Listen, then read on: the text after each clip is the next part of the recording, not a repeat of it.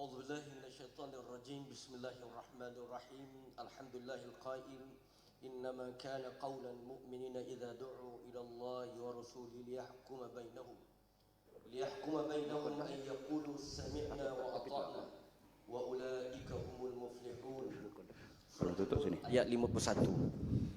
Allahumma salli wa nusallim wa nubarik ala sayyidina wa habibina Muhammad al-mab'utsu rahmatan lil alamin wa ala alihi wa sahbihi wa nistanna bi sunnatihi wa hadihi ila yaumiddin amma ba'd. Allahumma rabbi shrah li sadri wa yassir li amri wa hlul 'uqdatam min lisani yafqahu qawli. Allahumma faqihna fid din wa 'allimna ta'wil rabbana zidna ilma. Allahumma yassir wa la tu'assir ya arhamar rahimin. Terima kasih pengerusi majlis yang amat berhormat Ustaz Datuk Bentara Kanan Haji Ahmad bin Yaakob, Menteri Besar Negeri Kelantan. Yang berhormat Ustaz Datuk Haji Muhammad Ammar bin Abdullah Timbalan, Menteri Besar Negeri Kelantan. Yang berhormat Ustaz Datuk Panglima Perang Haji Muhammad Nasaruddin bin Haji Daud, Pengurusi Jawatankuasa Pembangunan Islam Dakwah Penerangan dan Hubungan Serantau. Yang berhormat Ustaz Datuk Abdullah bin Yaakob, Speaker Negeri Kelantan. Yang berhormat Ustaz Datuk Haji Cik Muhammad Rahim bin Haji Yusof, Pengarah Jabatan Hal Ehwal Agama Islam Negeri Kelantan. Esko yang berhormat pengarah-pengarah, ketua-ketua jabatan, ashabul fadilah, tuan-tuan dan puan-puan yang dirahmati Allah Subhanahu Wa Taala. Dalam ayat yang telah saya bacakan tadi, Allah mengingatkan kita bahawa sifat orang-orang mukmin itu daripada perkataannya, tindakannya, apabila ia diseru supaya mereka itu kembali kepada Allah, kepada Rasulullah, untuk mereka itu berhukum, memutuskan sesuatu, melaksanakan sesuatu, pendekatannya, baik kaedahnya, an yaqulu sami'na wa ata'na. Tidak ada yang kita dengar, baik ia berkata kami dengar dan kami patuh. Dan itulah sifat orang yang telah mendapat kejayaan. Saya mengucapkan syukur di atas peluang diberikan moderator dalam program forum berkaitan pemerkasaan hududullah.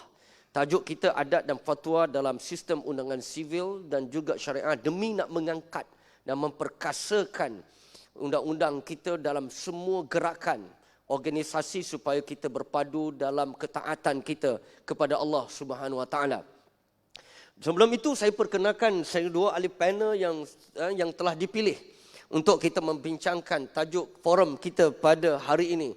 Di sebelah kanan saya adalah yang berhormat Datuk Dr. Muhammad Fazli bin Datuk Haji Hassan, Pengurusi Jawatankuasa Pembangunan Insan Pendidikan, Pengajian Tinggi, Sains dan Teknologi, dan pakararan Datuk adalah bidang undang-undang, dan beliau adalah Pengurusi Lujnah Undang-Undang dan Asasi Pengurusi PAS Pusat, dan dilahirkan 1968. Betul Datuk? Masih muda lagi, 52 tahun.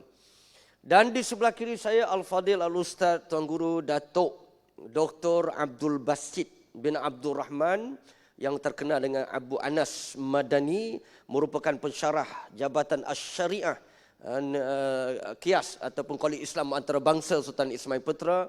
Beliau juga musyrif Pondok Sungai Derian, dan pendidikan beliau tak dinafikan daripada 1995 sampai 2005, BA Masters dan juga PhD daripada Universiti Jamiatul Madinatul Munawwarah. Ahlan wa sahlan kepada kedua ahli panel yang kita rasa tepat, sesuai dan tepat untuk membincangkan tajuk pada hari ini. Sebelum itu saya sedikit memberikan format. Kita akan dalam 2 pusingan, 20 minit, kita akan berhenti insya-Allah 11.50 untuk memberikan laluan pada perasmian Hari Hududullah. Dan insya-Allah jika ada kesempatan, kami akan membukakan 1 atau 2 soalan mengikut kesesuaian masa. Sila ready ahli panel. Tapi saya garanti soalan yang bersesuaian, yang berkaitan saja akan dilayan, insya-Allah. Jadi tuan-tuan dan rahmati Allah, kita tahu bahawa fatwa dan juga adat semuanya adalah Islam. Kerana tidak ada penjuzutan Islam itu secara juz'i. Dia saling terikat di antara satu sama lain. Jadi untuk membukakan gelanggang, saya nak dulu kepada Al-Fadhil Tuan Guru lah. Sebab membincangkan berkaitan dengan adat ni, bagaimana dia boleh membentuk undang-undang kita, bagaimana dia boleh membentuk hudud dan qisas. Dengan itu soalan saya, bagaimanakah kepentingan fatwa dalam kehidupan negara ini, kerana masih ada seseorang yang tidak memahami fatwa, sering bercanggah dan juga mengganggu kesejahteraan kita. Maka dengan sebab itu perlu diberikan penjelasan pada hari ini supaya pelaksanaan undang-undang kita ini sesuatu yang dapat dilaksanakan secara menyeluruh. Fatafadhal mashkura. Bismillahirrahmanirrahim. Alhamdulillahilladzi khassana bi khairi rusulih wa anzala alaina akrama kutubih wa syara'a lana akmala syara'i'ih. Ahmaduhu ta'ala wa ashkuruh wa usni alaihi al-khaira kullah.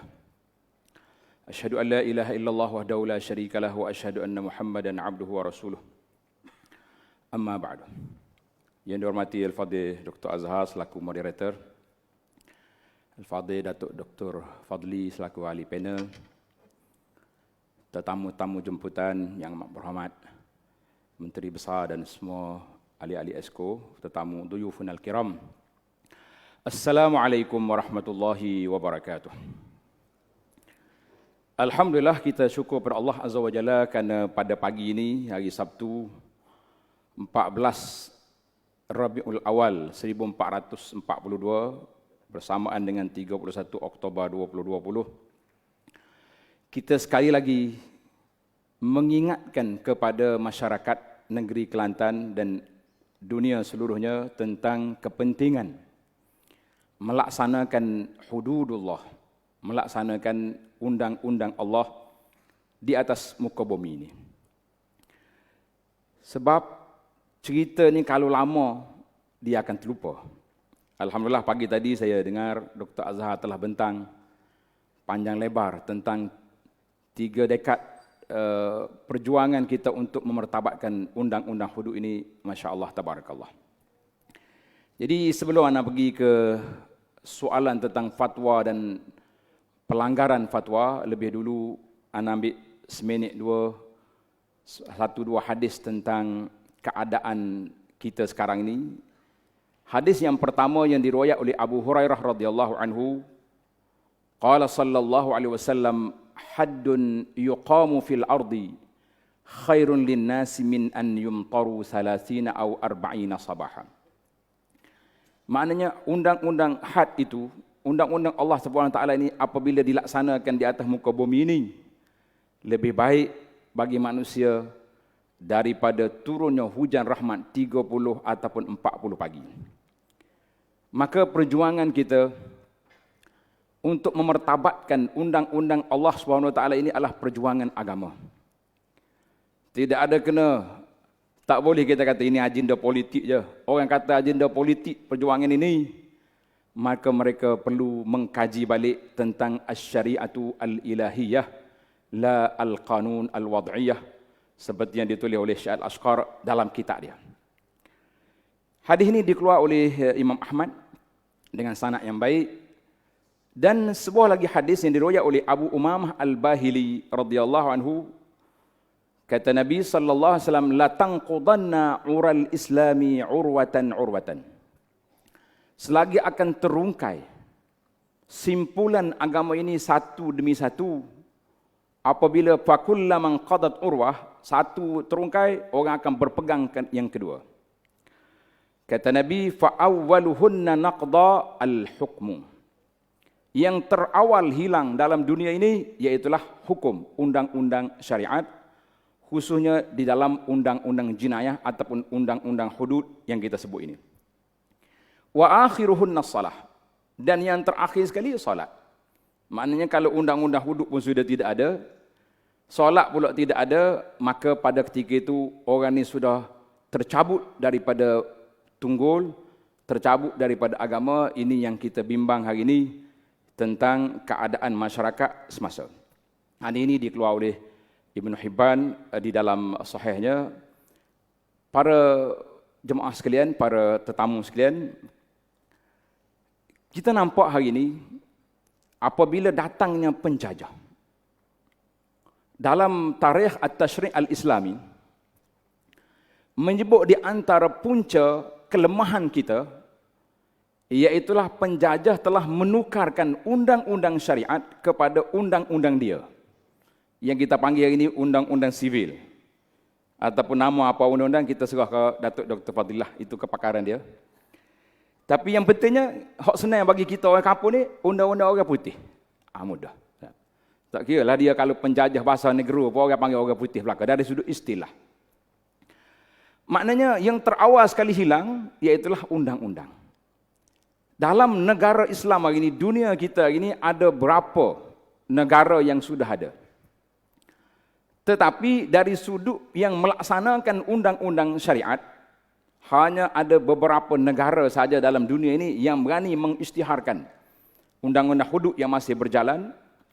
Undang-undang yang lain-lain itu alhamdulillah, bab solat boleh kata seluruh negara berjalan, bab nikah kahwin berjalan, bab zakat laju, dan bab hudud berapa negara saja ada. Mungkin Dr. Azhar ada kajian kok berapa negara yang ada undang-undang yang melaksanakan, negara yang melaksanakan undang-undang Islam. Bagi anak lah yang duduk di negara Arab ni, di antara yang melaksanakan undang-undang hudud, iaitulah negara Arab Saudi sampai hari ini masih lagi melaksanakan. Dan kita yang duduk belajar sana pun, pagi-pagi jemaah kita boleh round pergi tengok. Dulu dekat dengan Masjid Ramamah. Situ tempat dia pancung. Kalau ada pancung kita pergi, lepas subuh, polis penuh sini, tunggu. Pukul 9 pagi mari tunggu situ. Kita boleh tengok dia laksanakan undang-undang hudud ataupun undang-undang qisas. Baiklah para tetamu sekalian. Itu bila kita sebut tentang undang-undang hudud, alhamdulillah, maka bila kita pergi kepada kepentingan fatwa dalam kehidupan bernegara. Bila kita sebut tentang fatwa, iaitu apa makna fatwa? Kata di para ulama, fatwa itu apabila seorang alim memberi jawapan kepada soalan yang orang tanya. Itu makna fatwa. Beri jawapan kepada soalan yang ditanya, itu sudah dikira fatwa. Allah SWT telah sebut dalam Quran, Fas'alu ahlaz zikri in kuntum la ta'lamun. Kamu tanya orang yang tahu kalau kamu tak tahu. Cuma masalah kita ini para tetamu sekalian, iaitu timbul lagi soalan, fatwa kadang-kadang sudah jelas. Tetapi mengapa masih ada segelintir manusia tidak menghormati fatwa? Setakat yang ana tanya-tanya kabar di kampung-kampung, kenapa orang ni tak ikut fatwa? Yang pertama, dan sahabat-sahabat kita boleh ambil perhatian, yang pertama sebab orang langgar fatwa ni, sebab dia tidak tahu ada fatwa. Jadi alhamdulillah, anda tengok sahabat kita yang duduk di Jabat Mufti, Al-Fadhil Ustaz Saibun, dia telah kumpulkan fatwa-fatwa yang telah diwartakan di negeri Kelantan. Sudah ada. Dan kertas risalah ini bagus, dan insya-Allah semoga sahabat kita di Jabat Mufti boleh teruskan. Artinya orang tak tahu, kita tanya dia tak tahu.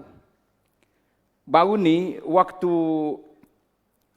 PKP, kan pihak kerajaan Malaysia di Kuala Lumpur, JAKIM, buat akad nikah di atas talian. Masa mana itu? Dalam PKP, yang betul dalam PKP. Sudah dibahas dan di akad nikah tiba-tiba keluar video. Ada penceramah ni kata akad nikah itu tidak sah. Kalau dia tak akad nikah semula, macam-macam. Jadi anda tengok dalam kertas yang dikeluar oleh Jabat Mufti kita ni, alhamdulillah, tahun 2000 awal lagi sudah ada perbincangan tentang akad nikah menerusi sidang video. Maknanya sudah ada fatwa. Artinya, masalah kitanya nak kata tak tahu ataupun buat-buat tak tahu, itu di antara punca orang boleh langgar kita punya fatwa. Jadi bagaimana kita nak beritahu? Ini menjadi peranan. Zaman kita ini zaman penuh dengan maklumat, teknologi maklumat. Dengan Facebook ada, dengan internet ada, dengan pelbagai ada cara. Maknanya kita kena war-warkan sentiasa fatwa bahawa hukum ini sudah ada. Sudah ada. Dia kata buku ni keluar. Buku ni keluar, kalau kita pergi ke pejabat dia baru jumpa. Kan? Maknanya kita kena memasyarakatkan, mengwar-warkan peristiwa ini supaya tidak berlaku Orang boleh kata, kita tak tahu pun ada. Jadi tak mahu kita jawapan, tak tahu. Yang kedua, sebab yang kedua, berlakunya pelanggaran tidak menghormati fatwa, dia rasa dia pandai. Ini masalah. Pengalaman kita, apabila Majlis Agama Islam MAI telah mengeluarkan arahan, di ujung-ujung PKP boleh solat Jumaat 4 orang. Terkejut Al-Fadhil Tuai MAI, 4 orang mari mana? Ya. Tak apa lagi hal tu. Bila keluar arahan 12 orang, alhamdulillah ramai. Imam-imam telah melakukan solat Jumaat 12 orang mengikut arahan Majlis Agama Negeri. Tapi kita dengar masih ada lagi imam-imam yang tak mau solat. Saya tak sebutlah imam tu, kena ambil tindakan, kena nanya pula. Dan minta tolong jangan tanya saya. Nyanyi kata imam. Siapa peringkat? Ana tanya. Kata agak-agaknya tu imam ni, dengan sahibu samaha mufti-mufti Malaysia ni, mana bisa? Dia kata kalau lagu tu, tapi tak ada lah, kita ngaji 40 lah. Duduk main 40 macam. Ini masalah. Masalah kita rasa kita lebih pandai. Ia menyebabkan kita terlupa bagaimana kita nak menghormati, tidak menghormati fatwa sedangkan arahan tu sudah ada. Jadi ini juga perlu ditangani seperti yang telah saya sebut di awal tadi, iaitulah tentang masalah kejahilan ataupun lebih lunak kita kata tak tahu fatwa. Bila tak tahu, dia terpaksa, alasan dia al-uzru bil jahli, dia kata oleh kerana kita tak tahu macam mana kita nak buat. Ini pun satu masalah yang kita kena ambil perhatian.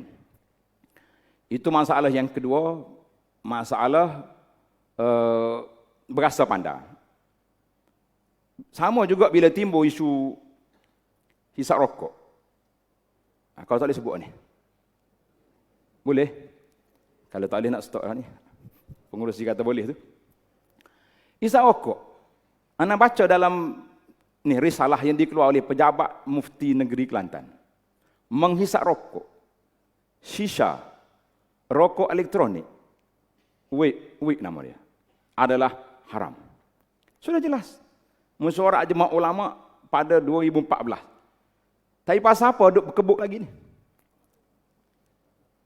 Nak kata fatwa ni tak sampai, dia masuk dalam mazhab wasafi kita lah ni, dia jalan cepat ke ni? Jadi kita kena laju-laju kan. Sebab bagi anak-anak setakat yang kita pergi jalan-jalan ke masjid ni, boleh katakan setiap masjid tu ada grup WhatsApp dia. Sudah ada. Maknanya pihak majlis agama masukkan dalam grup imam-imam, imam-imam masuk dalam grup AJK masjid, dalam grup penghulu, mana benda tu sudah tersebar. Tapi nak kata tak tahu ataupun kita letak kluster yang ketiga, pelanggaran PKP fatwa ini, iaitulah kluster kerah kepala. Kau berat dah. Kalau tak kerah kepala, tak dengar kata, boleh juga. Kedua tu. Ini dipanggil sebab pelanggaran yang ketiga. Manakala kita tahu fatwa sudah ada, maklumat sudah jelas, tapi masih lagi tidak ikut peraturan. Kita kata ini satu perkara yang menjadi suatu isu yang perlu diambil berat. Alhamdulillah maklumat sudah sampai. Ada juga yang menggunakan pendekatan lain. Dia kata ni pandangan dia, negeri lain tak keluar pun risalah. Diambil juga hujah negeri lain ataupun fatwa ini tidak diwartakan. Itu orang cerdik undang-undang. Mungkin masalah warta ni kita serah ke Datuk Dr. Fadli.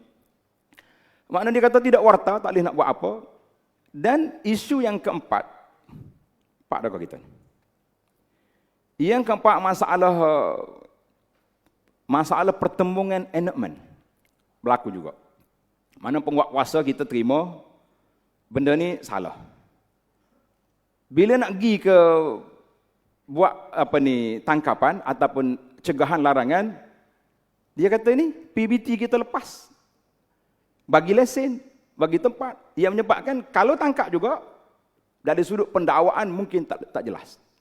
Tidak kuat. Maka ini juga perlu ditangani. supaya fatwa kita ataupun enactment yang kita keluarkan selaras dan satu enactment tu dipakai semua satu negeri itu. Tak apalah dah undang-undang Malaysia, perlembagaan kita tak setiap negeri itu ada mufti dia, ada pejabat agama dia, ada enactment tersendiri. Itu kita tak usah bahas.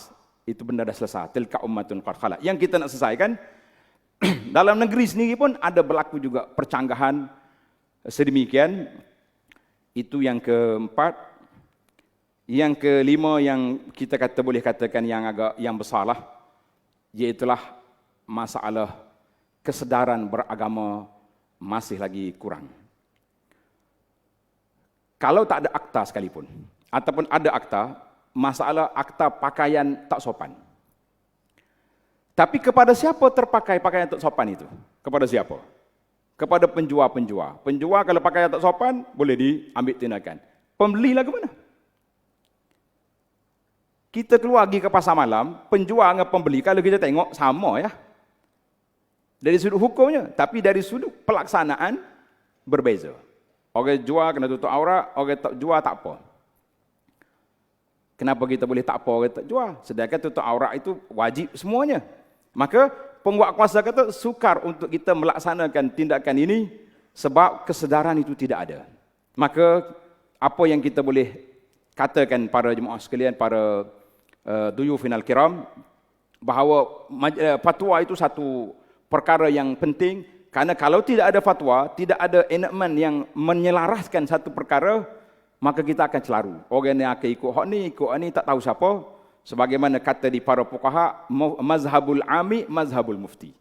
Mana orang awam ni dia ikut mazhab, hak dia tanya siapa? Dia pakai ustaz tanya. Sebab tu setengah orang ni, dia WhatsApp belaka ke 10 orang ustaz hak ada nombornya dia WhatsApp. Ni orang duk sebar dalam WhatsApp ni, nama-nama ustaz yang hebat-hebat seluruh Malaysia. Siapa dia nak tanya soalan dia. Jadi kebetulan nama anak ni AB, duk atas sekali. Allah, pukul 12 malam dia telefon lagi. Siapa ni? Saya. Betul kau ustaz ni? Kata betul. Kenapa? I nak sih nombor lah kalau ada masalah. Ni buat main dia pukul 12 malam tu. Nak sih nombor. Kita kata juruhnya dia. Sebenarnya saya nak telefon ke Ustaz Azhar Idrus tapi dia tak akak. Betul lagi tu akak ni jadi mangsa sokmo. Maknanya orang awam ni mazhab dia mazhab siapa yang dia tanya. Jadi hari ni untuk menyelesaikan masalah pelanggaran kalau kita katalah PKP ataupun SOP yang digariskan oleh kita, undang-undang yang kita buat ini, iaitulah mesti diberi kesedaran kepada masyarakat sebab al-wazi' ad-dini perlu dipertingkatkan. Khususnya di antara yang kita nampak sekarang, yang tak nampak sangat, iaitulah tentang pakaian patuh syariah. Pihak An-Nisa kuat dah tu. Gantung banner situ, gantung banner sini. Tapi banner tu nampak di mata, tak masuk di hati. Banner itu nampak di mata, tak masuk di hati. Ustaz Azhar cerita tadi, satu masjid dia kaji, duk ulang kitab musalli berapa? 3 kali seminggu. Bab aurat tak masuk. Bab hudud tak sampai.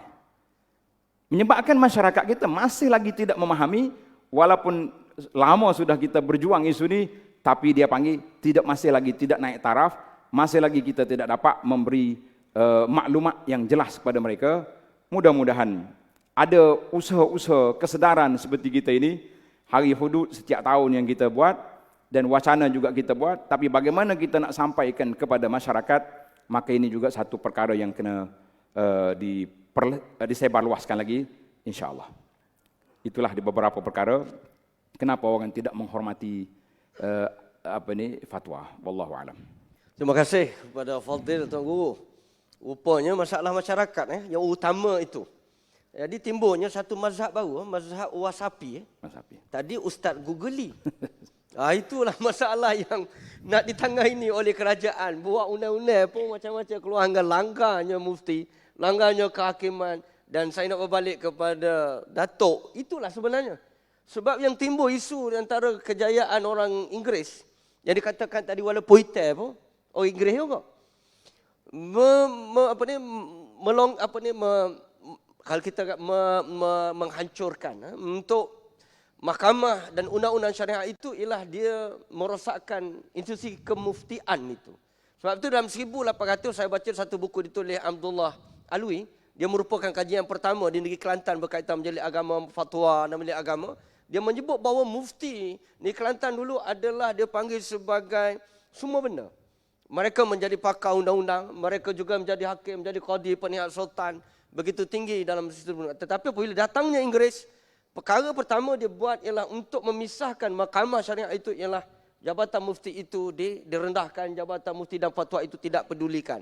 Jadi apakah yang kita perlu lakukan umat Islam ini untuk mengembalikan undang-undang syariah ini supaya berada pada singgah sananya seperti mana sepatutnya? Dipersilakan Fadil. Bismillahirrahmanirrahim. Assalamualaikum warahmatullahi taala wabarakatuh.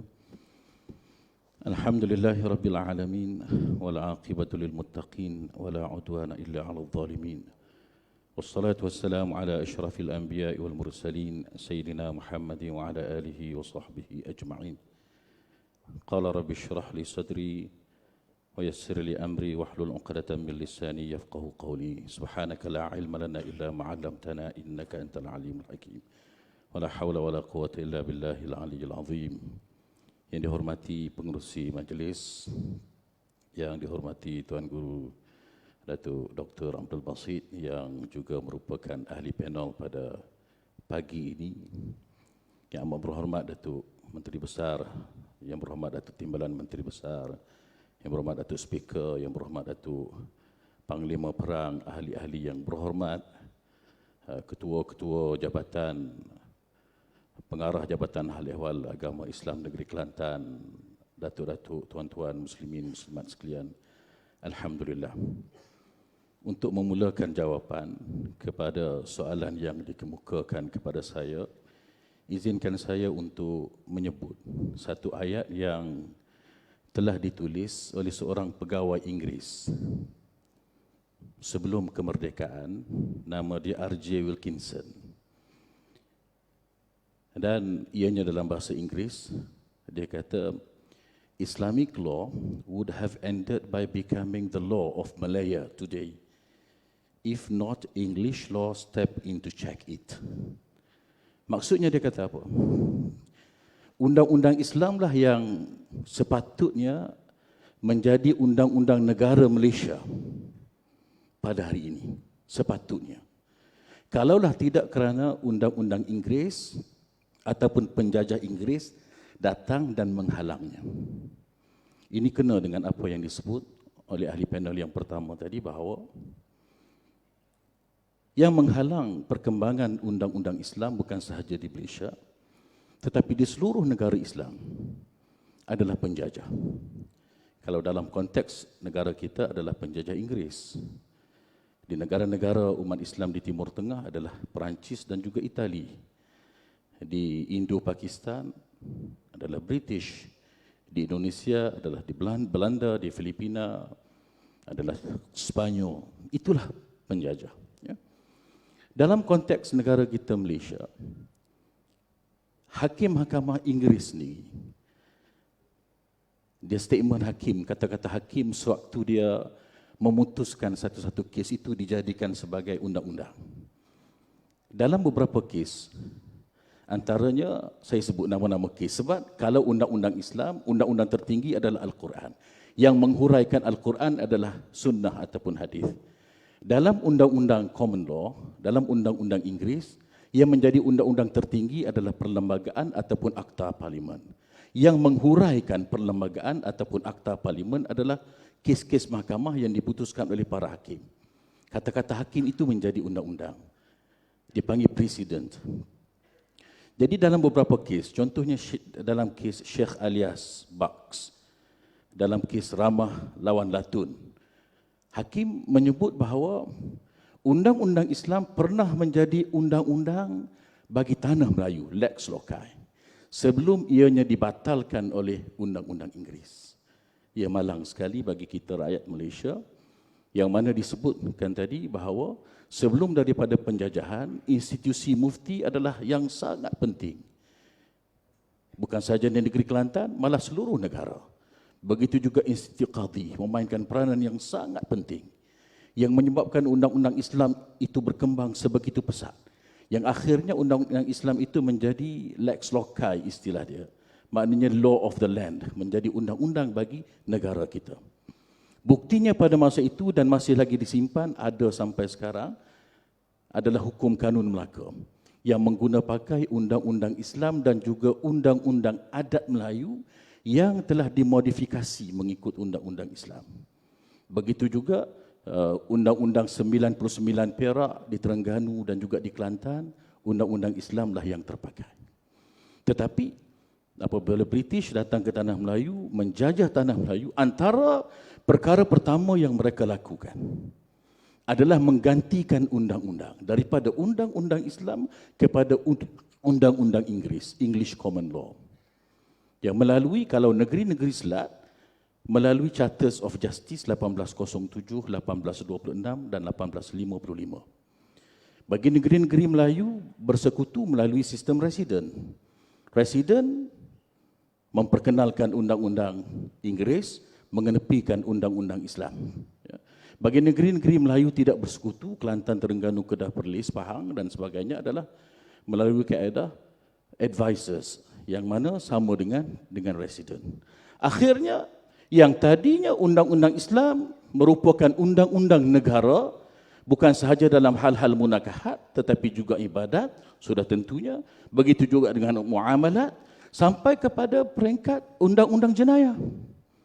Di dalam hukum kanun Melaka itu, undang-undang qisas dan juga undang-undang hudud ada dilaksanakan di situ.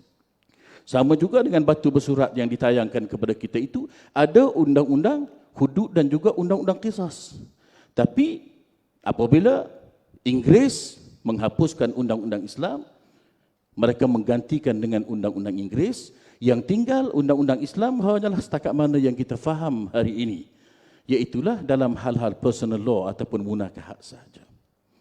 Ya, mereka pindah dan akhirnya mereka memperkenalkan Civil Law Act, Akta Undang-Undang Sivil yang mana Seksyen 3 dan Seksyen 5. Akta Undang-Undang Sivil ini secara direct menyebut bahawa hakim di Malaysia boleh merujuk kepada undang-undang common di England, Common Law of England, bagi dilaksanakan dalam negara kita ini. Common Law of England adalah undang-undang bagi masyarakat Inggeris, undang-undang adat bagi masyarakat Inggeris, dan bersama Common Law itu dia ada Rules of Equity, dia panggil. Rules of Equity ini diasaskan kepada agama Kristian, yang mana dia ada mahkamah, dia panggil Ecclesiastical Court. Ecclesiastical Court ini adalah mahkamah agama, mahkamah kerohanian. Jadi melalui Seksyen 3 dan Seksyen 5, Akta Undang-Undang Sivil ini meminta kepada hakim-hakim di Malaysia dalam memutuskan undang-undang, mereka boleh merujuk kepada undang-undang adat Inggeris dan juga undang-undang equity, Rules of Equity England yang berasaskan kepada undang-undang Kristian itu. Dan akhirnya apa berlaku kepada undang-undang Islam? Ya, kita lihat dalam Akta 355. Dalam Akta 355 itu nama bagi akta yang nama sebenarnya adalah Akta Mahkamah Syariah Bidang Kuasa Jenayah. Ya, bidang kuasa jenayah. Itu maksudnya. 1965 revise 1984. Dan sekarang ini berada di Parlimen untuk kita mencadangkan supaya dipindah. Apa maksudnya? Maksudnya undang-undang Islam yang ada di Malaysia ini dihadkan perlaksanaannya.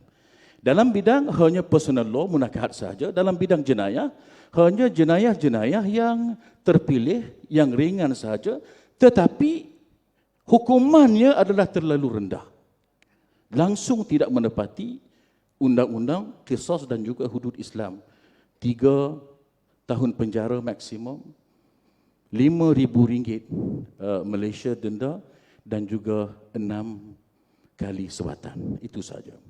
Tuan-tuan yang dihormati lagi dikasihi sekalian, bagaimana cara untuk kita kembali kepada undang-undang Islam yang berdaulat? Itu adalah soalan yang dikemukakan kepada saya. Saya ambil masa untuk menjelaskan apa yang berlaku sebelum ini supaya kita faham. Ya. Ada satu masa, satu ketika kira-kira 20 tahun yang lalu, ada satu seruan daripada kalangan ahli akademik dan juga perundangan supaya Malaysia hendaklah kembali kepada undang-undang Islam kerana ia adalah undang-undang asal negara kita ataupun disebut sebagai common law, Malaysian common law. Yang menjadi dasar kepada Malaysian Common Law itu adalah undang-undang Islam. Kerana majoriti kepada rakyat Malaysia ini adalah orang-orang Islam.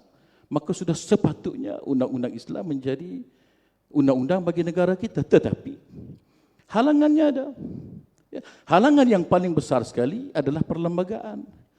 Perlembagaan adalah undang-undang negara yang paling tinggi, yang tidak boleh sekali-kali dibantah dan tidak boleh sekali-kali ada undang-undang yang berlawanan dengannya. Ini disebut dalam perkara 4, perlembagaan negara.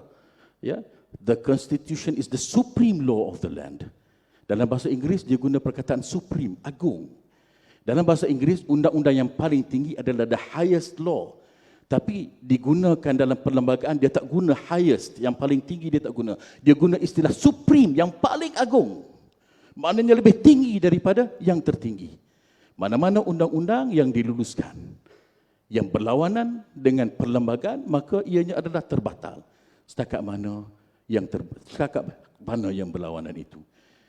Jadi bagaimana kita nak mengembalikan undang-undang Islam sedangkan perlembagaan, ya, dalam senarai ke-9, senarai 1, 2 dan 3 dalam item number 4 dia panggil.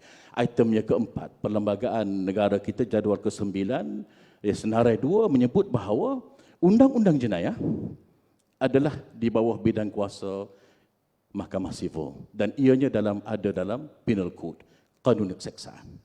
Yang mana ianya bukan undang-undang Islam. Jadi kalau kita nak melaksanakan undang-undang Islam, nak tak nak, ya, Profesor Ahmad Ibrahim menyebut bahawa tukar ayat perlembagaan ini.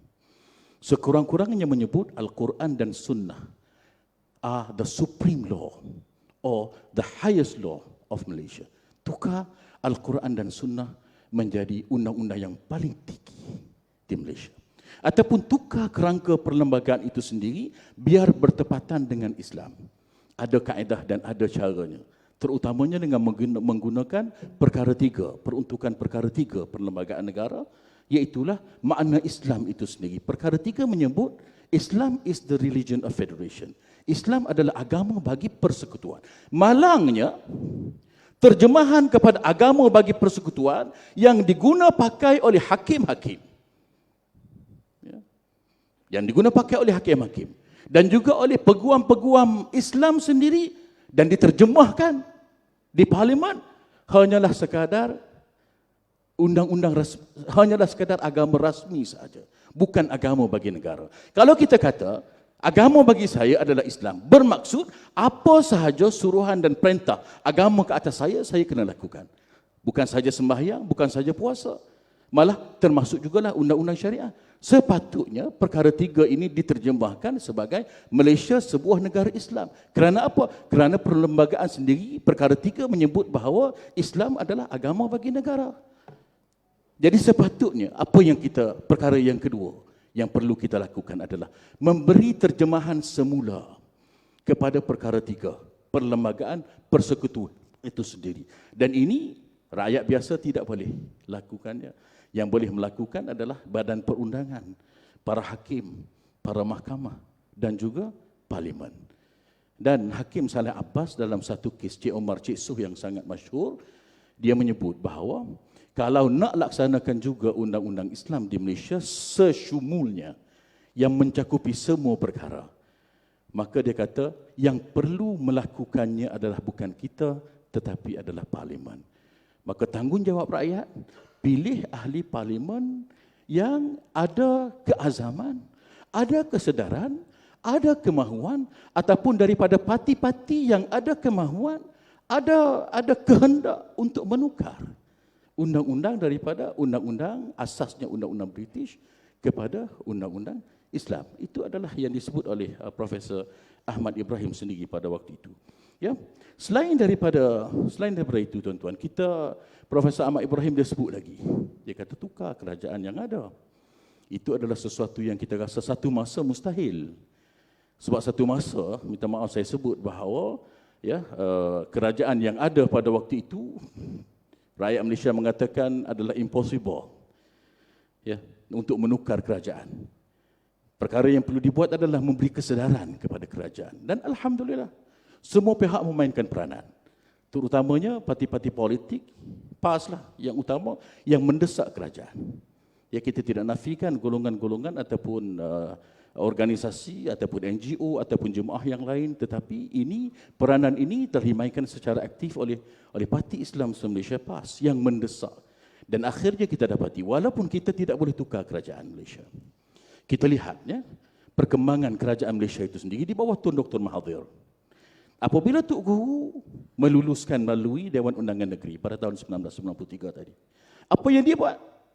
With due respect, dia masih ada. Dia hantar surat bagi amaran. Jangan laksanakan. Akhirnya kita kata, okey, kita stop dulu kerana lampu merah, tapi enjin kita tak matikan. Tapi kita terus mendesak mengikut perlembagaan, mengikut undang-undang. Kita tak langgar perlembagaan, kita tak langgar undang-undang. Kalau kita nak langgar perlembagaan, kita nak langgar undang-undang, kita laksanakan juga di Kelantan walaupun bertentangan dengan perlembagaan.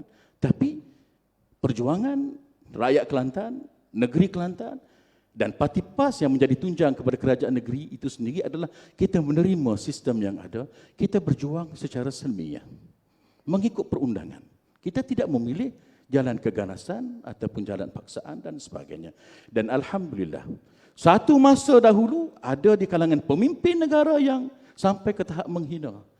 Tapi sekarang ini kita tidak rasa, tidak ada lagi pemimpin negara yang beragama Islam yang sanggup menghina. Malah mereka sudah sedar, mereka sudah boleh menerima. Mari zaman Pak Allah, mereka sudah boleh berbincang dengan kita bagaimana pelaksanaannya. Kemudian zaman Najib menjadi Perdana Menteri. Alhamdulillah, tanpa kita mengiralah apa latar belakang mereka dan sebagainya, itu kita letak soal yang kedua. Tapi yang kita nak bincang di sini adalah soal nak mengembalikan undang-undang Islam. Saya merujuk kepada Kanun Syariah Jenayah Kelantan. Ya, mari zaman Najib, dia telah melantik pada waktu itu Menteri Agama, Dr. Jamil Khair, untuk berbincang dengan Kerajaan Negeri Kelantan. Dan alhamdulillah di bawah Datuk yang amat berhormat Datuk Menteri Besar kita yang ada sekarang ini, Datuk Bentara Kanan Haji Ahmad bin Yaakob telah melantik timbalan Menteri Besar yang juga ada bersama-sama dengan kita, Datuk Dr. Muhammad Ammar, untuk berbincang bagi pihak Kerajaan Negeri Kelantan. Ya. Pengurusi di sini adalah Datuk Muhammad Ammar bersama dengan Datuk Allahyarham Datuk Daud pada waktu itu. Di sana adalah Datuk Jamil Khair bersama dengan beberapa pegawai. Mereka berbincang menubuhkan satu jawatan kuasa peringkat kebangsaan ke arah pelaksanaan. Dan akhirnya diterima untuk dibentangkan Akta 355 bagi memberi ruang perlaksanaan ini. Sekurang-kurangnya di Kelantan dulu. Ada perkembangan, tuan-tuan. Kemudian apabila berlaku pertukaran kerajaan dan kita lihat, Masya Allah, wa makaru wa makarallah. Tanpa menyebut Pakatan Harapan, kita terus kepada kerajaan yang ada sekarang ini. Allah meletakkan PAS sebagai tonggak parti utama di dalam kerajaan persekutuan. Dan ianya insya-Allah sedang bekerja sebagaimana yang dikatakan oleh Datuk Dr. Zulkifli Al-Bakri, bahawa saya ingin melihat Akta 355 yang memberikan ruang bagi pelaksanaan undang-undang Islam sekurang-kurangnya di Kelantan dahulu, bagi menjadi contoh kepada negeri-negeri yang lain sewaktu saya masih lagi ada. Insya-Allah. Wa makaru dalam ayat Al-Quran, wa makaru wa makarallah. Mereka merancang, Allah juga merancang. Orang putih pun ada. Dia kata, God works in a very mysterious way. Tuhan bekerja, cara dia yang sangat misteri bagi kita. Kita mengharapkan jatuhnya kerajaan untuk kita gantikan dengan kerajaan yang nak melaksanakan Islam. Tuhan kata, tak payah jatuhkan kerajaan, kerana bagi kamu ianya susah. Melalui perkara 11/1, Perlembagaan Persekutuan dihadkan, tidak dibenarkan. Sepatutnya mereka diberikan kebebasan untuk mengamalkan sepenuhnya agama mereka melalui peruntukan ini. Dan ini disyarah pula oleh Hakim Abdul Hamid dalam kes Abdul Rahman Takrib. Ya. Dalam kes Sulaiman Takrib 2006 lawan Kerajaan Negeri Terengganu. Yang mana Hakim telah menerjemahkan perkataan the precept of Islam. Precept of Islam yang terkandung dalam perlembagaan orang-orang Islam, Mahkamah Syariah mempunyai kuasa prinsip of Islam dalam hal-hal rukun Islam saja. Diterjemahkan sebagai rukun Islam saja sebelum ini. Tetapi dalam kes Sulaiman Takrib, Hakim telah menerjemahkan bahawa rukun-rukun Islam bermaksud seluruh ajaran agama Islam. Maknanya apa?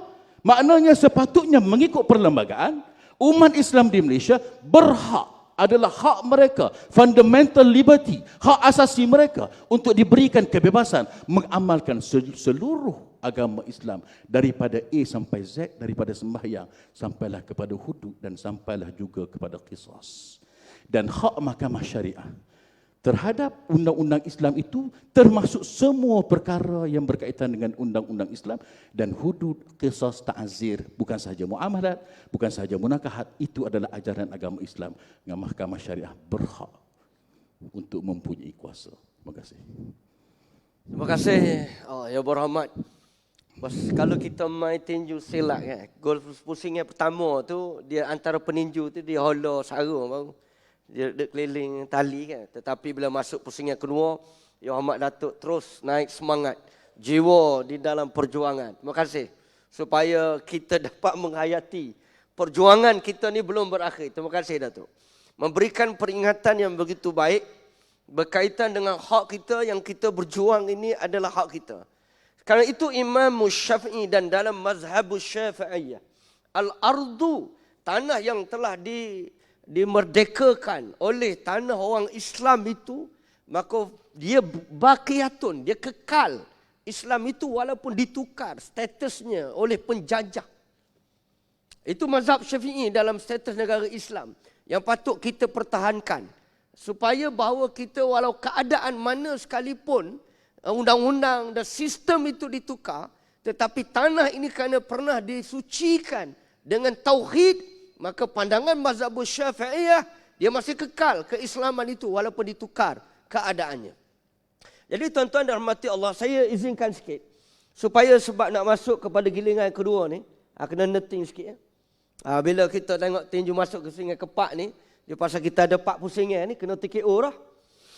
Tuan-tuan dan rahmati Allah, pada tahun 1993 saya nak sebut dalam fatwa Negeri Kelantan yang saya bawa pada buku hitam ni, buku rasmi, menunjukkan bahawa pelanggaran terhadap enactment Qanun Jenayah Syariah 1993 itu sesuatu yang tidak beretika, di mana mesyuarat Jemaah Ulama Agama Islam Adat dan Istiadat Melayu Kelantan yang bersidang pada 18 dan 20 Ogos 1993 telah membincangkan mengenai rang undang-undang enactment Qanun Jenayah 1993 tahun yang pertama tu.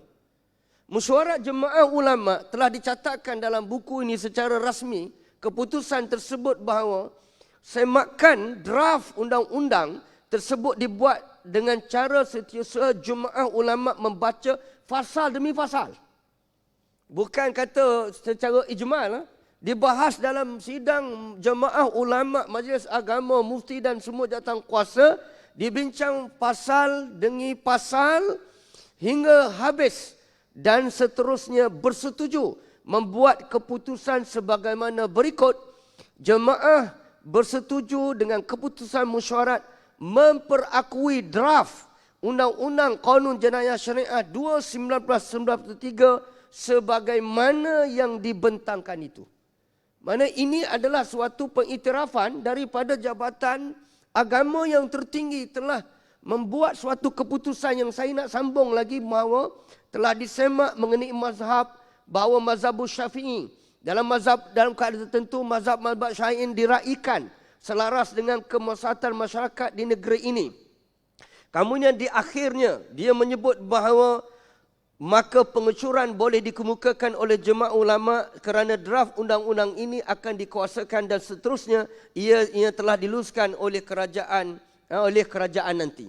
Jadi secara amnya bahawa draft undang-undang sebelum diakad dalam sidang untuk dibahas dan diluluskan itu telah melalui satu proses dan telah disemak dan telah diperakui. Tetapi masih juga orang tutek sedangkan hukmul qadi tarfa'ul khilaf. Bagaimana doktor dapat melihat bahawa adat ini mempengaruhi hudud dan qisas? Bagaimana hudud qisas ni kita boleh pakai adat-adat dan bagaimana dia dibina supaya kita tidak melontar ataupun membuang adat-adat ini sehingga kita menafikan adat dalam peranan perundangan syariah. Dipersilakan.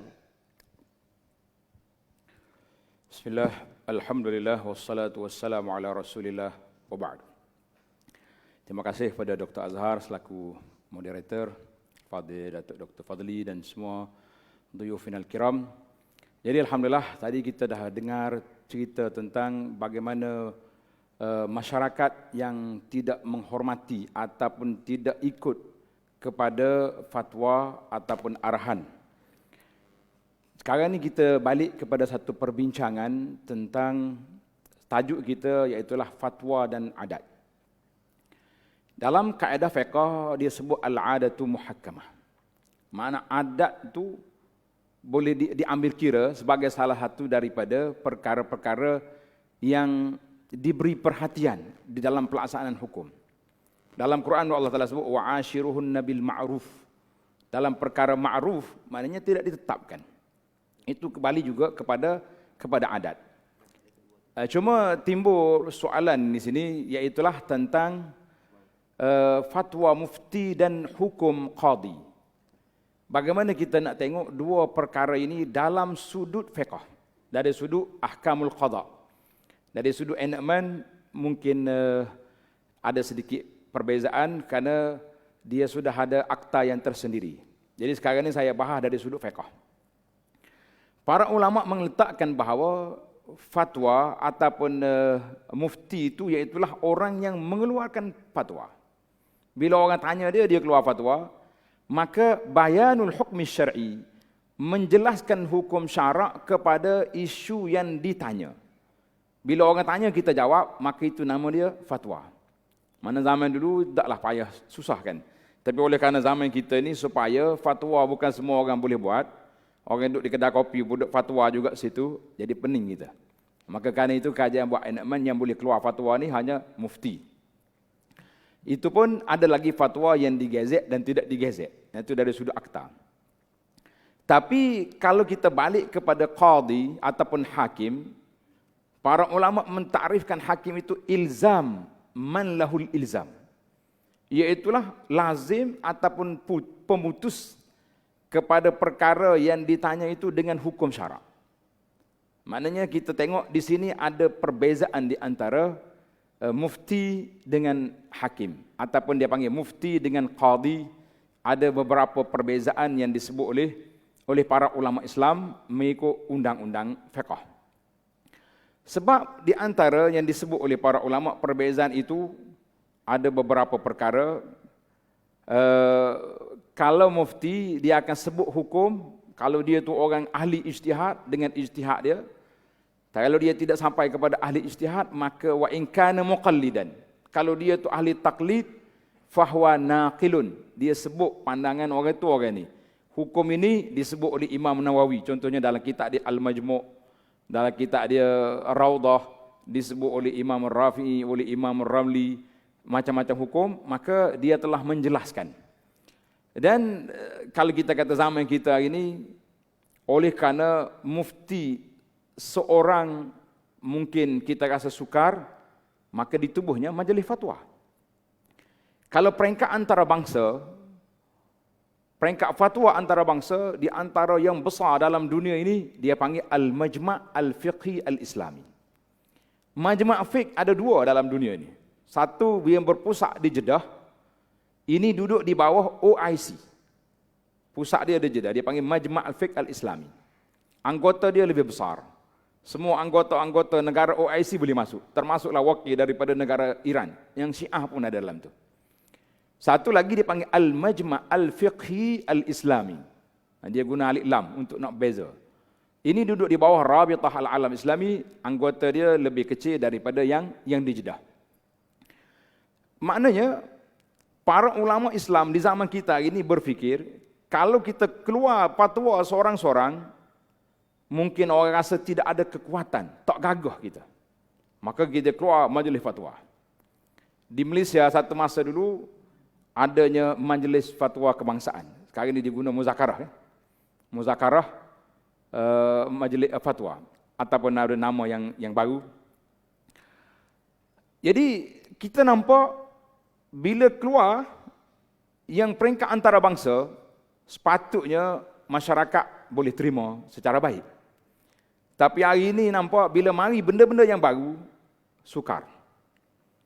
khususnya pelanggaran dalam masalah duit kertas. Duit kertas ni, duit ke tidak duit? Siapa ada orang kata, ni lebih kurang kertas Cina ni. Kita kata, kalau lagi tu, acu lepas, berjalan tu nak tengok. Kertas Cina sedap dia ada.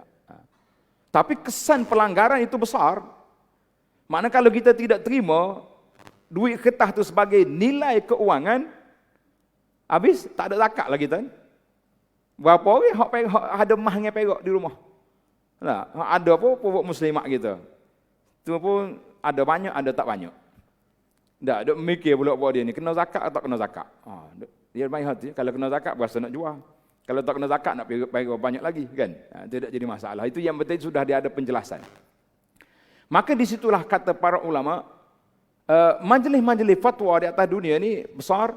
Sehingga hari ni bila mari zaman corona ni, zaman Covid ni, kita tengok pelanggaran kepada fatwa cukup besar, khususnya dalam masalah masyarakat kita yang tidak berpuas hati dengan peraturan-peraturan yang dibuat oleh majlis fatwa.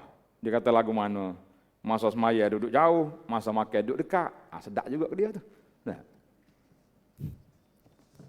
Nampak semangat subuh ni. Nah. InsyaAllah habis Covid ni kita semaya rapat balik.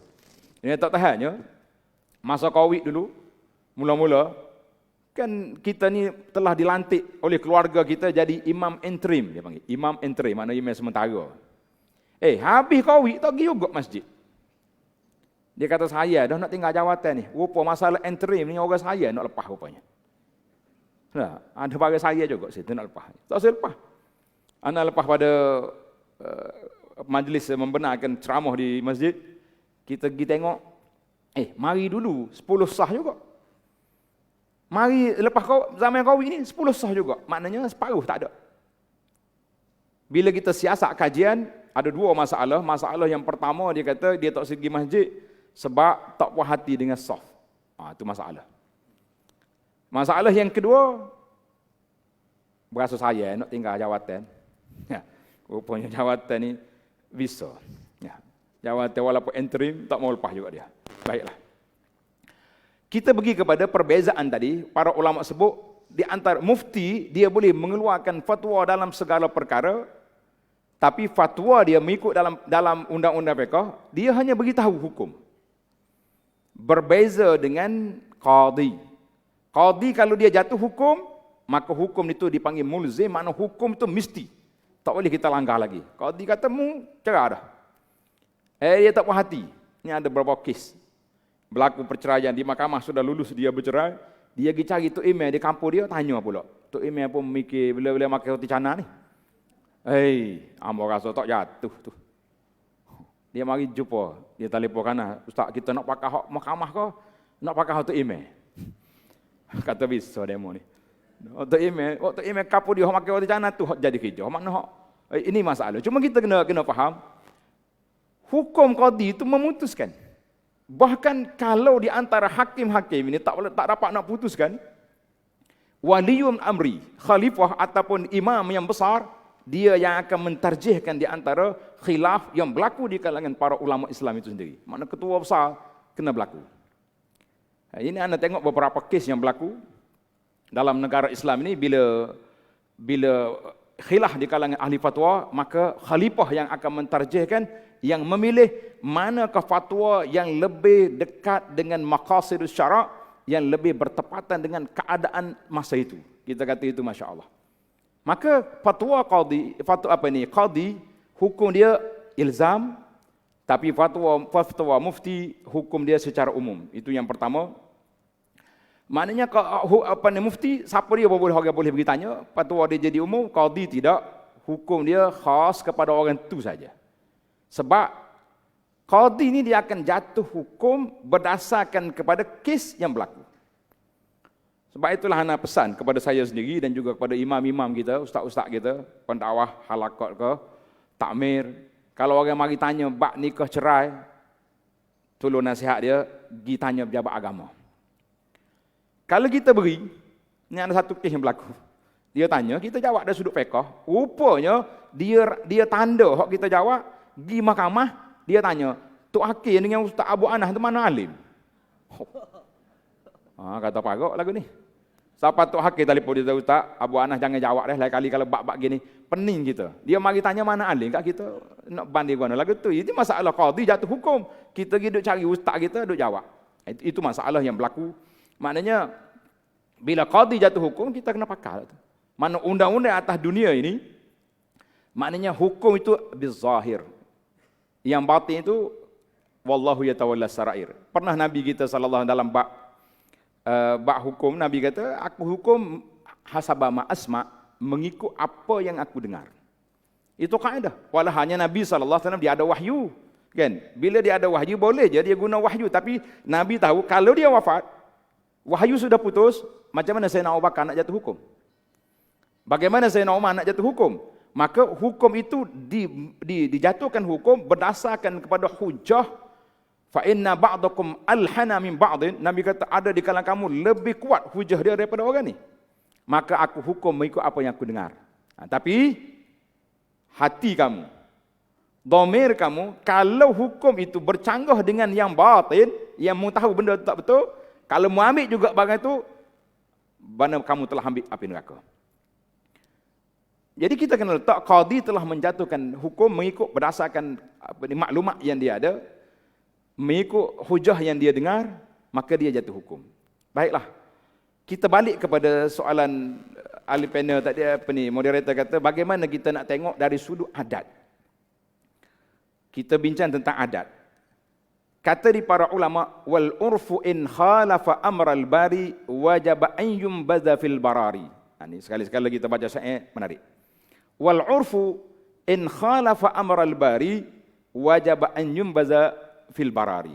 Maknanya uruf, adat, kalau menyalahi syariat, maka wajib kita kena campak adat itu. Tetapi kalau adat itu telah diterima dalam syariat kita, ataupun adat yang tidak bercanggah dalam syariat, maka dia diterima. Contoh dalam bab hudud, zaman jahiliyah, Abdul Muttalib ni, dia ketua Mekah. Ada orang nak kacau dia, dia pun bernazar. Dia kata, kalau aku boleh 10 orang anak,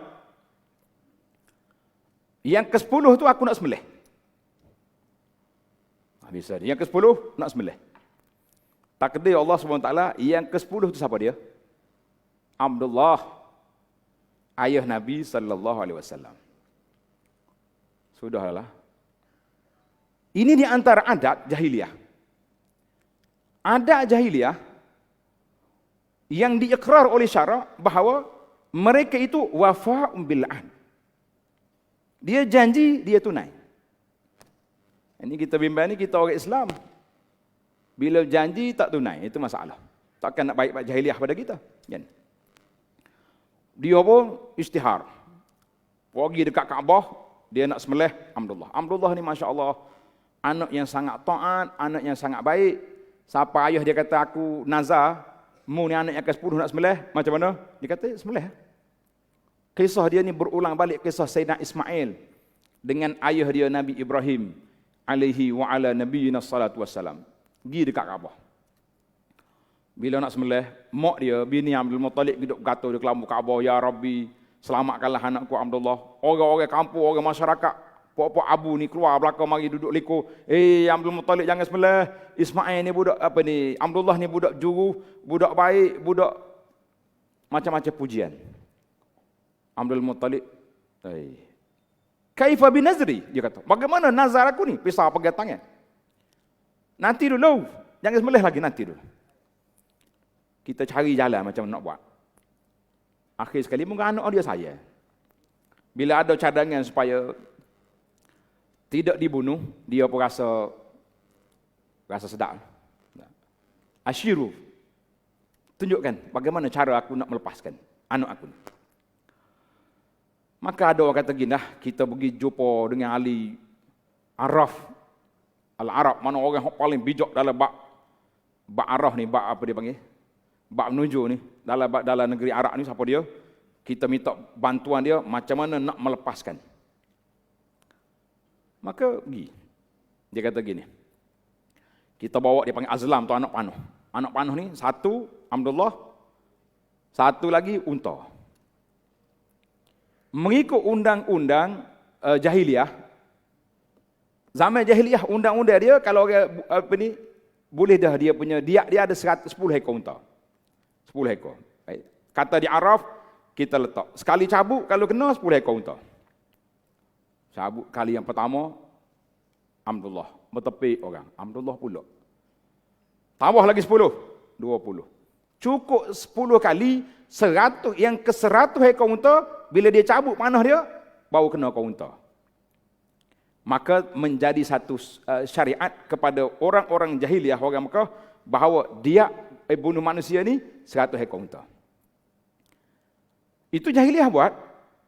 Tapi bila mari zaman Nabi kita sallallahu alaihi wasallam, Nabi kita iqrar menerima adat yang tersebut. Nabi kita terima adat yang tersebut, maka itu kata di para ulama, dia ini asalnya 100 ekor unta ni mari daripada ma'ruf fil jahiliyah wa aqarrahal Islam, dan Islam menerima peristiwa yang tersebut. Banyak lagi lah di antara adat-adat yang baik yang diterima. Kata Muhammad As-Sa'ib Al-Kalbi, dia kata, orang Arab banyak benda-benda yang dia buat yang diterima oleh Al-Quran, seperti mereka tak kahwin dengan ibu, mak saudara, anak cucu, dia tak kahwin, dan beberapa Arab jahiliah yang kahwin dengan puak ni, dia telah diaibkan.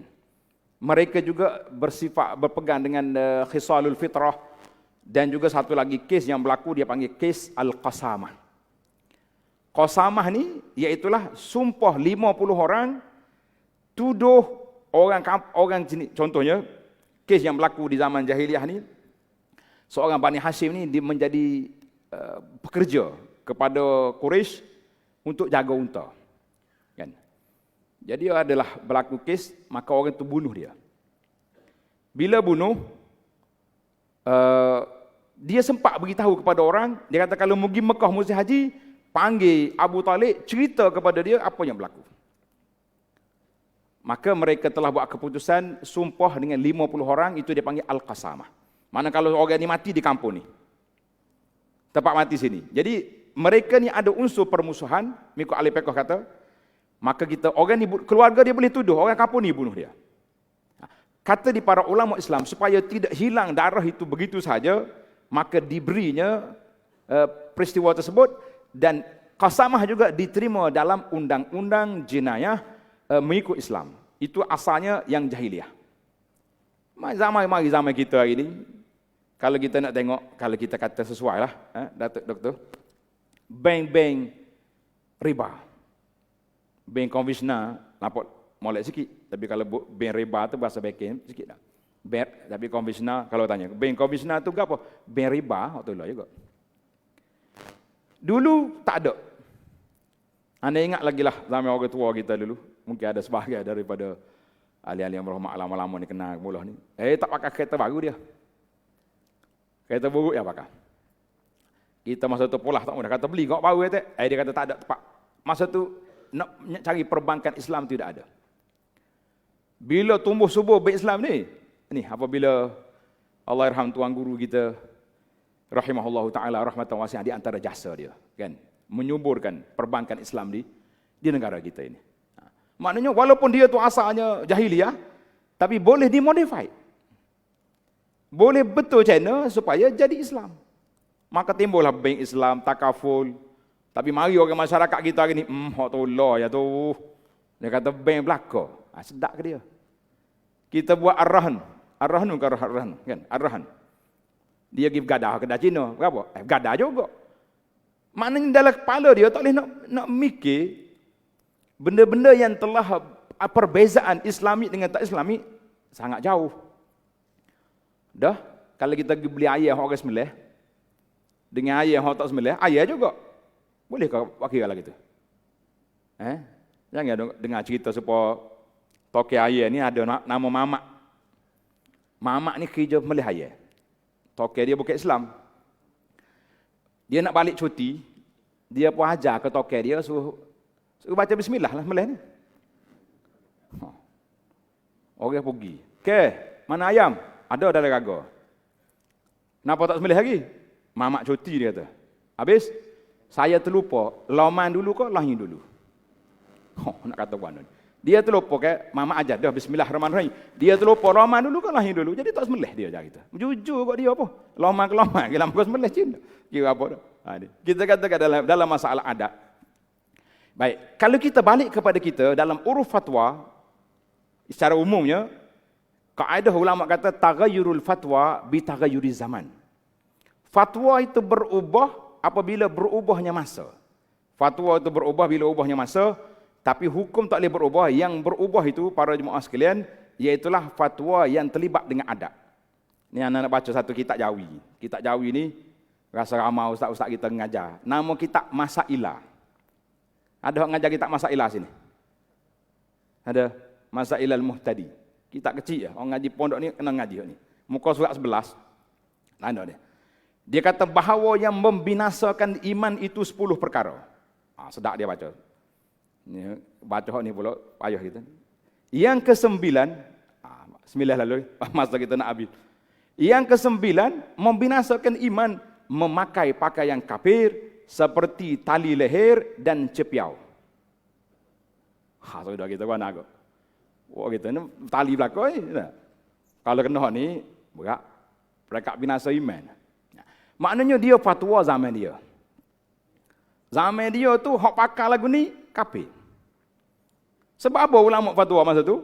Ini Ustaz Zahar boleh buat kajian pula fatwa-fatwa ulama-ulama dalam kitab Jawi ni yang perlu diubah. Dan kitab tu sendiri pun kena taklid kalau ada lagi ni. Ramai lagi ni. Ni sehari dua ni timbul orang duk jual topi. Topi cepiau. Sepenuh maulud Nabi. Mula harga murah, tepek gambar selipar Nabi atas tu, naik harga lalu. Gagal satu Malaysia. Kita hendak main Facebook dekat penimpa lah. Cepiau. Nampak tu biar fatwa ni. Pakai tali leher dengan cepiau tu rusak iman. So lagi dalam kitab fiqh ni lah hak peringkat lama sikit ni. Dalam kitab Muhazzab pun ada. Dia kata di antara orang yang tidak boleh menjadi saksi, orang hilang muru'ah. La muru'ata lahu, tak ada maruah. Siapa dia?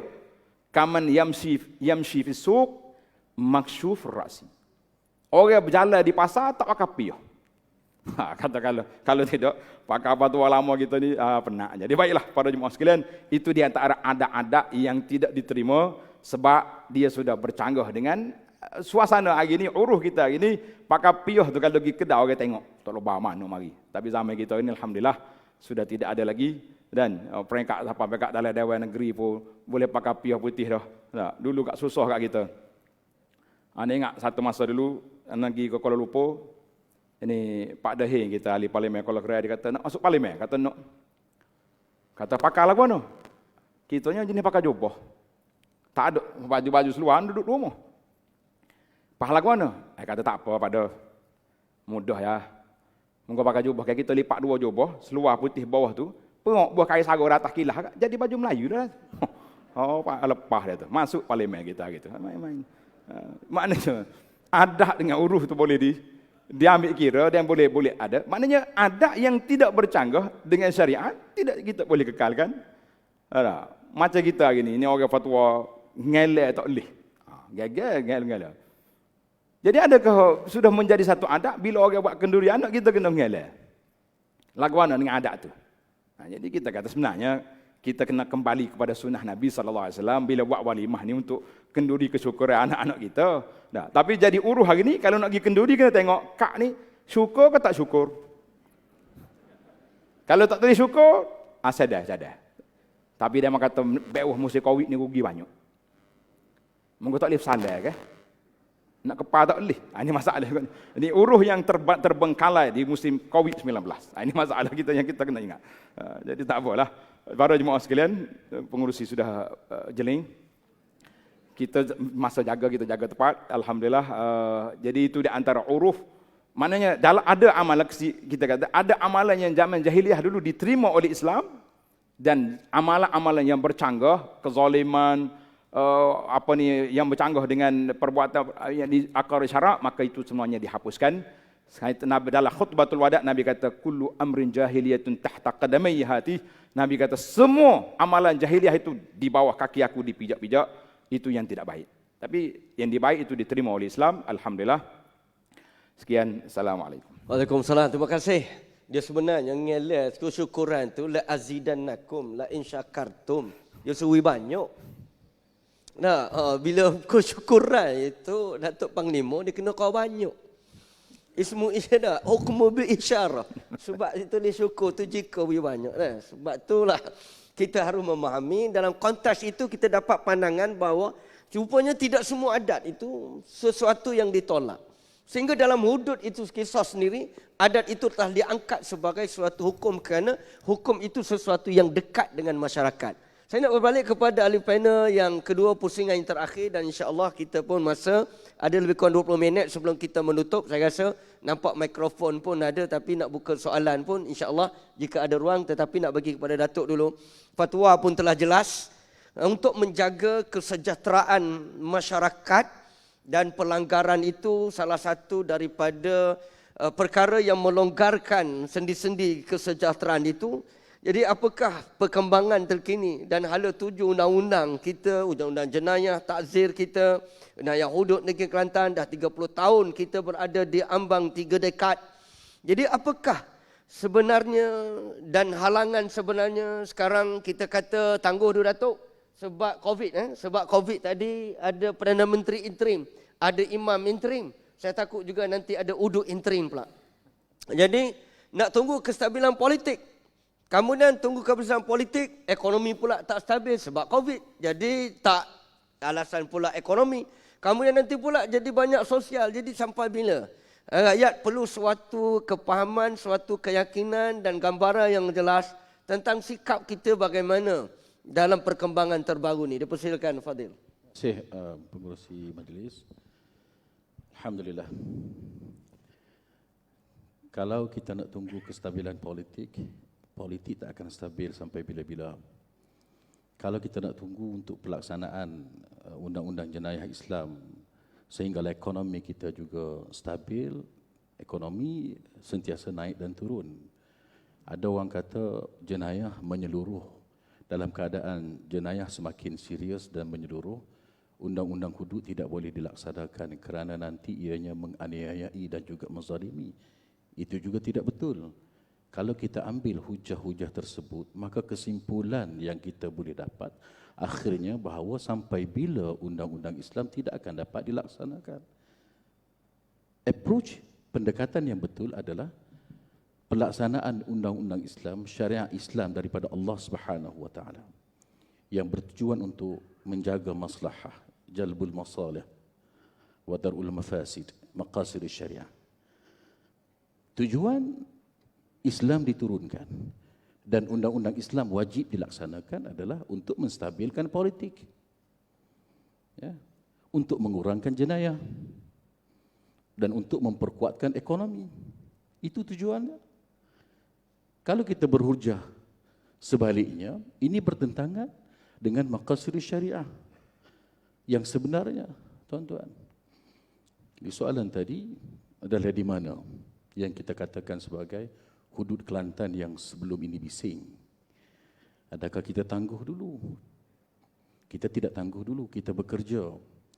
Cuma ada masa kita bekerja dengan bising, orang nampak, ada masa kita bekerja dalam keadaan diam, orang tidak nampak.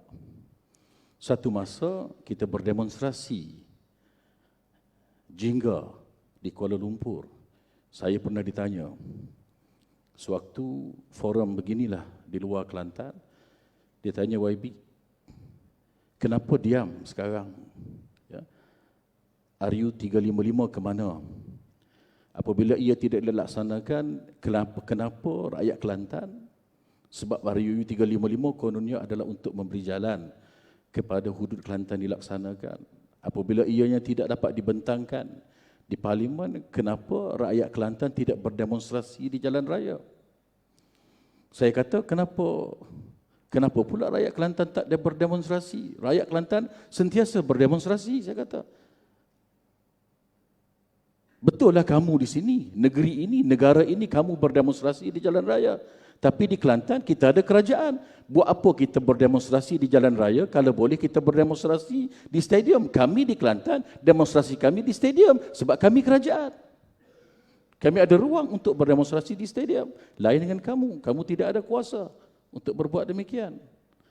Tuan-tuan yang dihormati lagi dikasih sekalian, Datuk Panglima Perang dalam forum 2-3 minggu lepas ditanya, ya, di mana, kenapa slow sangat?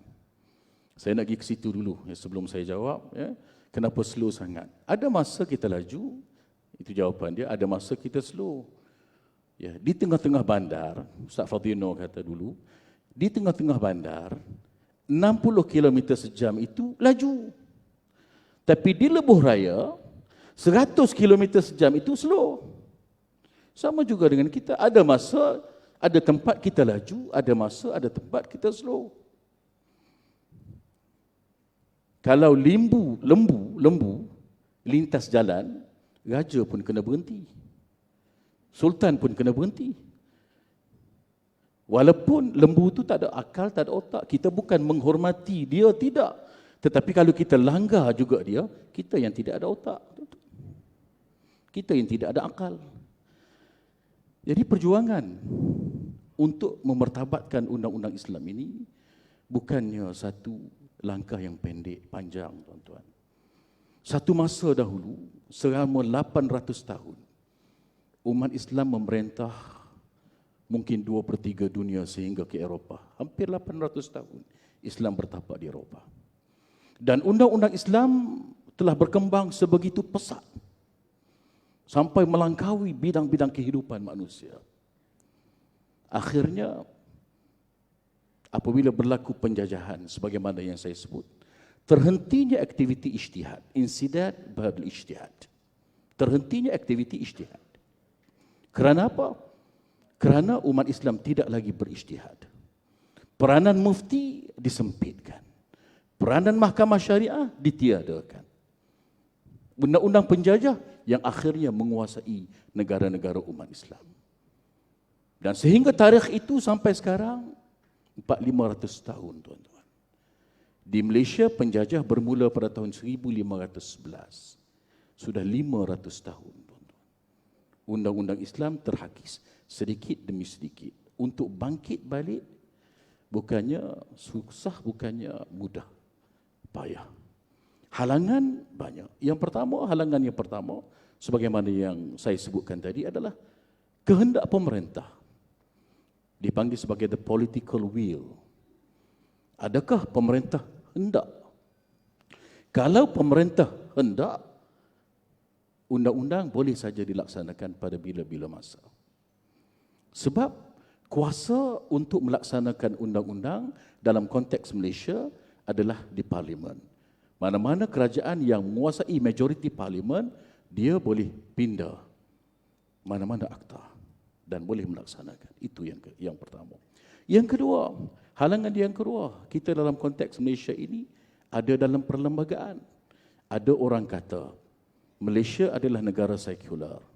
Dulu kita juga kata begitu, tuan-tuan. Sebab memang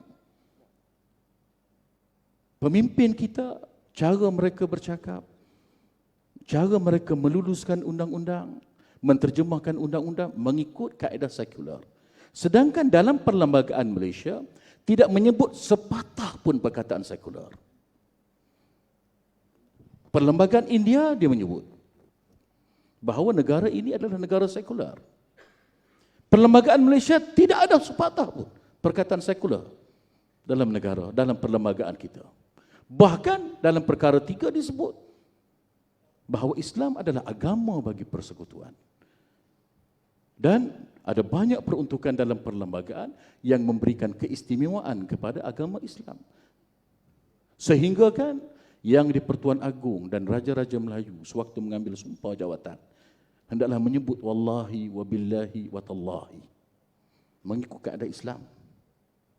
Peruntukan yang banyak diberikan kepada institusi-institusi Islam. Tapi oleh kerana pemimpin-pemimpin kita pada waktu itu dengan keras menolak elemen Islam, pelaksanaan undang-undang Islam, maka kita kata bahawa Malaysia adalah negara sekular. Betul pada waktu itu. Tetapi ada orang lain yang mengambil kesempatan. Ada orang lain yang mengambil kesempatan. Ada parti-parti politik lain yang anti-Islam, yang takut negara Malaysia ini menjadi negara Islam, yang sangat bimbang kalaulah undang-undang Islam ini dilaksanakan dalam negara Islam. Maka mereka juga berpijak atas premis itu.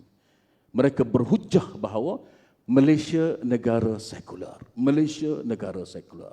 Tidak boleh sekali-kali jadikan Malaysia negara Islam. Tidak boleh sekali-kali nak laksanakan Islam dalam negara Malaysia. Apabila Kelantan luluskan enactment hudud, maka inilah hujah dia. Hudud tidak boleh dilaksanakan dalam negara Malaysia kerana Malaysia adalah sebuah negara sekular. Rupa-rupanya hujah itu diambil oleh mereka untuk memperkuatkan hujah-hujah mereka. Maka kita bincang balik. Rugi kita kalau kita juga menggunakan hujah yang sama dalam keadaan orang lain mengambil kesempatan. Maka kita kena selangkah ke hadapan. Kita kena reinterpret balik. Dan kita kena mengatakan bahawa perkara tiga itu sebenarnya meletakkan asas yang kukuh untuk Malaysia menjadi negara Islam. Malaysia sudah bersyahadah. Tinggal lagi umpama orang Islam yang bersyahadah tetapi tidak sembahyang, tidak berpuasa. Mungkin dia melakukan amalan-amalan Islam yang lain, tapi ada di antaranya yang dia tinggalkan. Maka Malaysia pun sama. Ada yang dia sudah bersyahadah, dia sudah Islam. Ada yang dia buat, ada yang dia tidak buat. Maka kita pun kata, Malaysia negara Islam. Sebagai negara Islam, Malaysia mesti sembahyang. Malaysia mesti puasa, Malaysia mesti bayar zakat, dan Malaysia juga mesti laksanakan undang-undang jenayah Islam, termasuklah juga qisas, hudud dan sebagainya. Kita kena ubah strategi kita begitu. Jadi tuan-tuan, untuk kita berhujah selepas ini, tinggalkan hujah yang betul satu masa dahulu. Tetapi sekarang kita kena langkah ke hadapan. Kita kena tuntut kerajaan bahawa dengan menggunakan peruntukan perkara tiga juga, bahawa Malaysia mesti laksanakan. Kerana apa? Kerana Malaysia adalah asasnya Islam. Dan sebagai seorang Islam, mesti melaksanakan kesemuanya. Tuan-tuan yang dikasihi dan dihormati sekalian,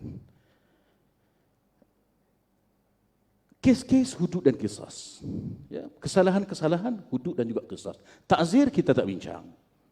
Sebab ta'zir itu adalah hak negara.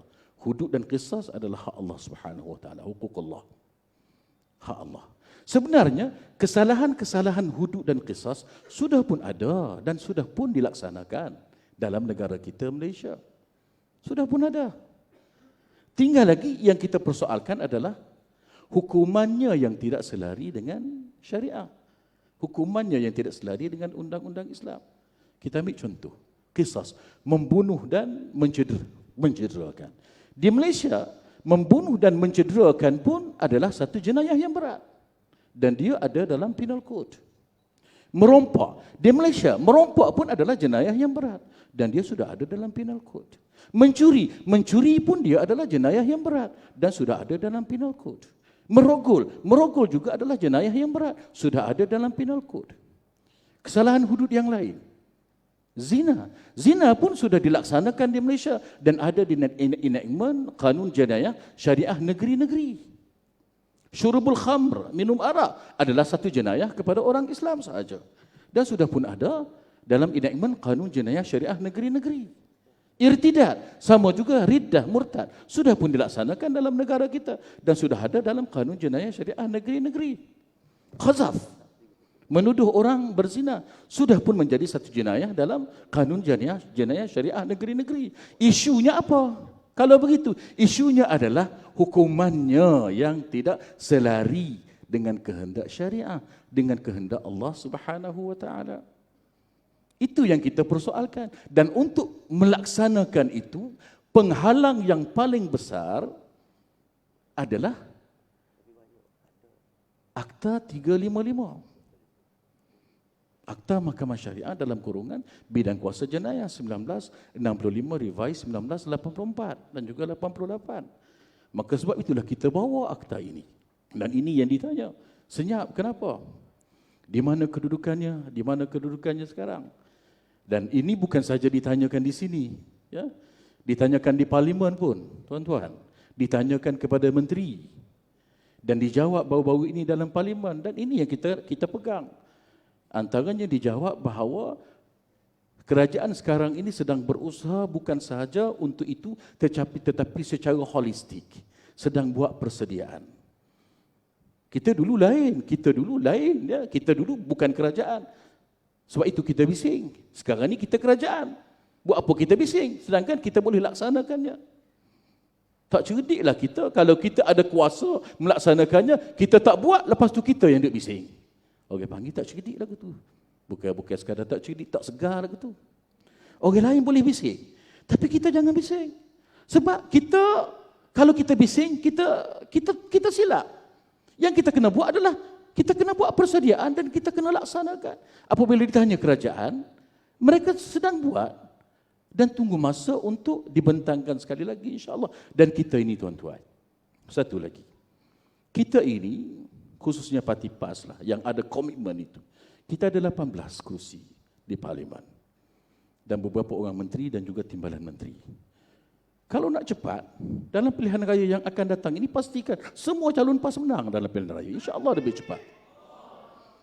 Dan itu pun yang disarankan bukan oleh saya, oleh guru kepada undang-undang di Malaysia ini, Profesor Tan Sri Ahmad Ibrahim. Dia kata itu jalan yang paling mudah. Tapi untuk itu jalan yang paling mudah, tapi kaedahnya juga payah. Ya, bukan sesuatu yang nampak mudah itu senang dibuat, tidak. Tapi kita yakin mereka sedang buat, mereka sedang berusaha untuk melaksanakan itu, insya-Allah. Mengambil kira perjalanan ini memang susah. Perjalanan ini memang payah. Tadi disebut oleh Datuk Dr. Abdul Basit, dia menyebut tadi tentang sekarang ini ekonomi Islam, perbankan Islam di Malaysia. Tuan-tuan tahu ke tidak? Malaysia adalah hub perbankan Islam dunia, tuan-tuan. Dunia. Kita puji kerajaan Malaysia di bawah Barisan Nasional lagi. Even Singapura pun dia dengki dengan kedudukan Malaysia. Dan dia pun nak jadi pusat perbankan Islam dunia. Sedangkan dia bukan negara umat Islam pun. Tapi sebab apa? Sebab orang berlumba-lumba. Dan bagi orang bukan Islam, tak penting daripada mana. Daripada Islam ke, daripada Eropah ke, yang penting boleh mendatangkan keuntungan bagi mereka. Dan nampaknya sistem perbankan Islam ini mendatangkan bukan saja keuntungan kepada rakyat, tetapi security, maslahah, menjaga harta benda rakyat. Ya. Untung bersama, rugi juga bersama. Kalau konvensional, untung dibahagi dua, tetapi kalau rugi kita yang menanggung. Tetapi sebelum daripada Malaysia menjadi hub ekonomi Islam satu masa dahulu, apabila nak dilaksanakan sistem perbankan Islam dan sebagainya, gegak gempita, tuan-tuan. Yang menentangnya bukan main, tuan-tuan. Di forum di sana, di diskusi di sini, menentang. Tetapi apabila dilaksanakan, baru mereka dapat melihat keindahannya. Akhirnya mereka berlumba-lumba. Sayyidina Umar Al-Khattab di waktu jahiliahnya sangat benci dengan Nabi Muhammad sallallahu alaihi wasallam, nak bunuh Nabi Muhammad. Tetapi apabila mengenali Islam melalui adiknya Fatimah yang memeluk Islam lebih awal, akhirnya dialah orang yang paling mencintai Nabi dan matinya adalah mati syahid. Jadi sama juga hudud ini. Biarkan dulu masyarakat berbicara. Kalau dilaksanakan nanti dikatakan sebagai zalim. Biarkan masyarakat meneliti. Biarkan masyarakat berbincang, berforum di sana sini. Sehingga kan MIC, forum pasal hudud. MCA, gerakan, forum pasal hudud. DAP juga berforum pasal hudud. Akhirnya yang tak kenal jadi kenal, yang tak cinta jadi kasih. Satu masa Tugu Presiden PAS selepas membentangkan RUU minta supaya ditangguhkan perbahasan. Ramai orang kata, kenapa pula? Rupanya untuk diberikan peluang kepada ahli-ahli parlimen baca dan faham dahulu undang-undang Islam sebelum menyokong. Kita tak nak mereka menentang, membuta tuli dalam kejahilan. Dan kita tak nak juga menyokong dalam keadaan tidak faham. Tuan-tuan, perjalanannya kita minta tuan-tuan sokong apa yang kita buat. Ya, kita nak pergi ke Kuala Lumpur di waktu malam yang gelap gelita. Ribut lagi, hujan lebat lagi, petir lagi. Kereta lampu kita hanya mampu menyuluh 100 meter ke hadapan. Sedangkan penuh dengan ranjau,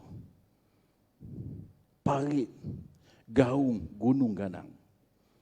Tapi kalau kita fikirkan itu, gunung ganang, ranjau, hujan lebat, lampu kita 100 meter ke hadapan, maka kita buat keputusan untuk tidak berbuat apa-apa, kita akan duduk di situ.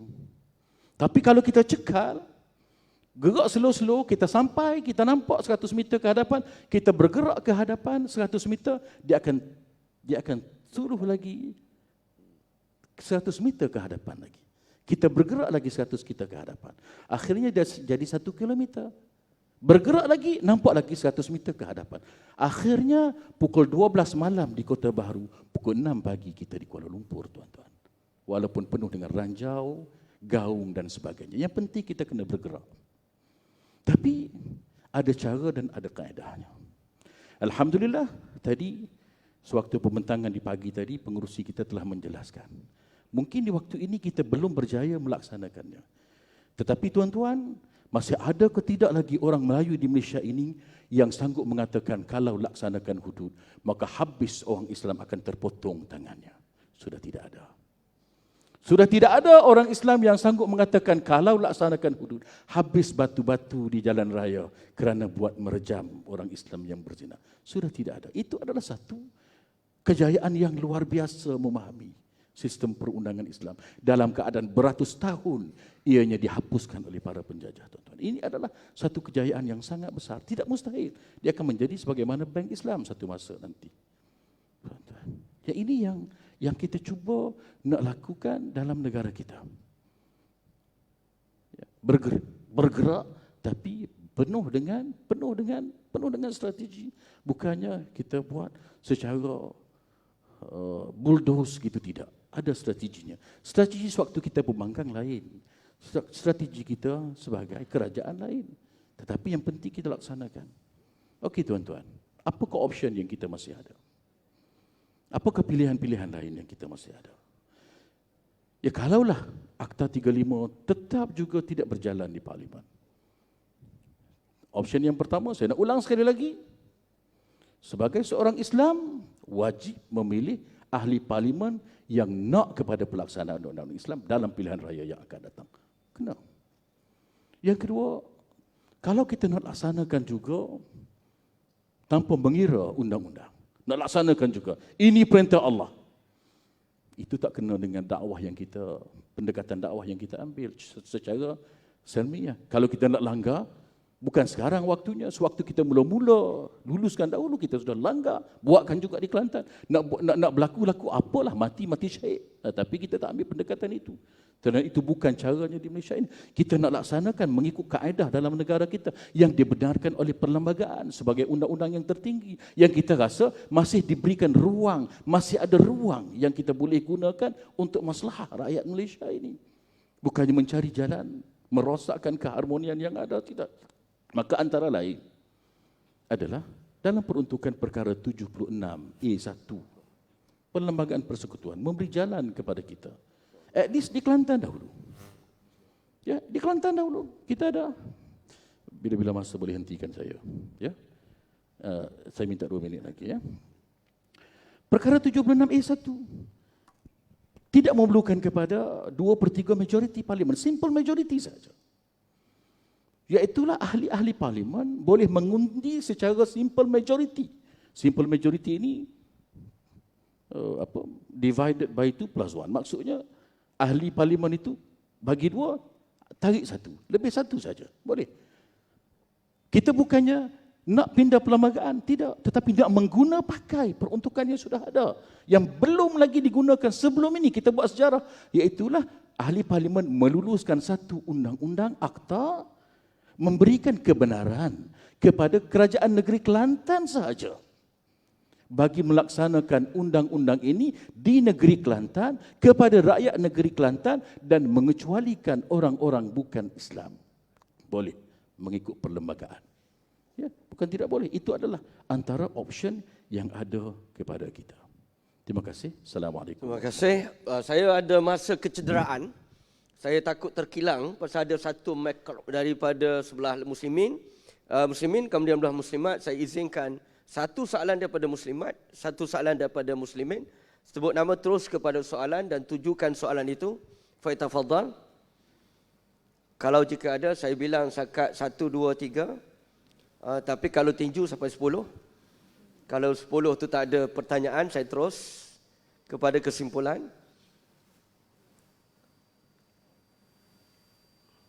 Payah juga pasal tutup muka juga dah ni. Jadi tak tahu kat mana nak tanya. Okey, ada tu? Ada tak daripada muslimin? Okey, ada satu. Berhak kita. Padah tak ada padah kita, tak jelera kita. Dipersilakan. Assalamualaikum. Pengurusi Halipena, 2 soalan dia. Pertama sekali untuk 2 kiasa dah, 2 kiasa. soalan. Pasal pada ada soal. Pertama untuk Dr. Basik. Tadi sebut bab rokok dah. Jadi ada seorang Tok Guru tu dia kata, saya ni ketak rokok tak boleh ngajar. Dia keramah orang ngaji saya. Maka wajib saya serokok. Kata serokok tak ada idea. Tak ada idea. Dia kan ngajar berdoa. Ngajar berdoa. Dia kata saya tak rokok. Tak serokok maka tak boleh ngajar. Kita dah ada dia. Lagu mana? Tadi kata haram dah. Laguan dia. Dia kata wajib tadi serokok. Keduanya untuk Dr. Fadli. Tadi sebut mengenai kata curi lah dia curi dia. Jadi curi bila seorang curi itu hukum adalah hudud kat tangan. Maka dia nya dibawalah kepada hukum kepada mahkamah sibik cara-cara kena pak bulan di penjara. Pas esok dah adakah kena bolak dia. Kena bolak dia dunia dia kena dia pak bulan adakah esok dia nanti kena bolak hukumnya ni. Dia sekiranya kalau kena bolak dia sekiranya dia macam mana hakim tu? Dia menghukum ke tidak? Dia dengan hukum hudud. Wallahu a'lam. Soalan wakilah saja. Kita patut tutup selalu dah saat ni. Pertama, soalan berkaitan dengan Allah. Ada yang orang tak boleh berhenti rokok ni. Kalau tak ada rokok, ngajak. Yang keduanya ialah muslimat. Muslimat yang kedua ialah berkaitan dengan hukuman yang tidak selaras hukum syarak. Di akhirat kelak kena bicarakan balik, kena balik. Bagaimana hakim menjatuhkan hukuman berdasar tidak hukum syarak. Untuk muslimat, satu soalan.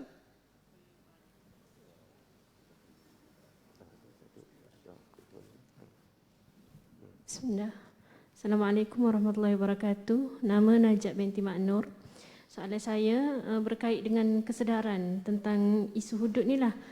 Sebab hari ini rasanya anak muda tak mengambil berat tentang isu ini. Jadi bagaimana cara ataupun pendekatan terbaik lah untuk kita anak muda ni memahamkan tentang isu ini. Wallahualam. Terima kasih. Okey, terus pada Datuk. Saya terus pada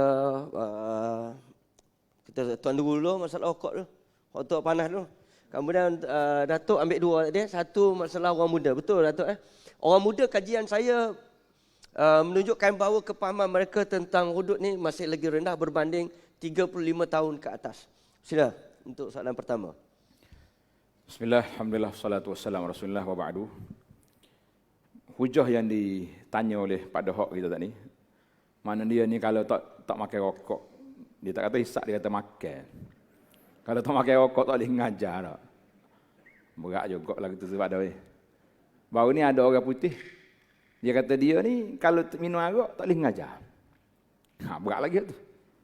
Kita kata semua tu, inna syayatin la yuhuna ila awliyaihim, kan? Ada Tuhan sebut dalam Quran, syaitan ni dia suka bisik.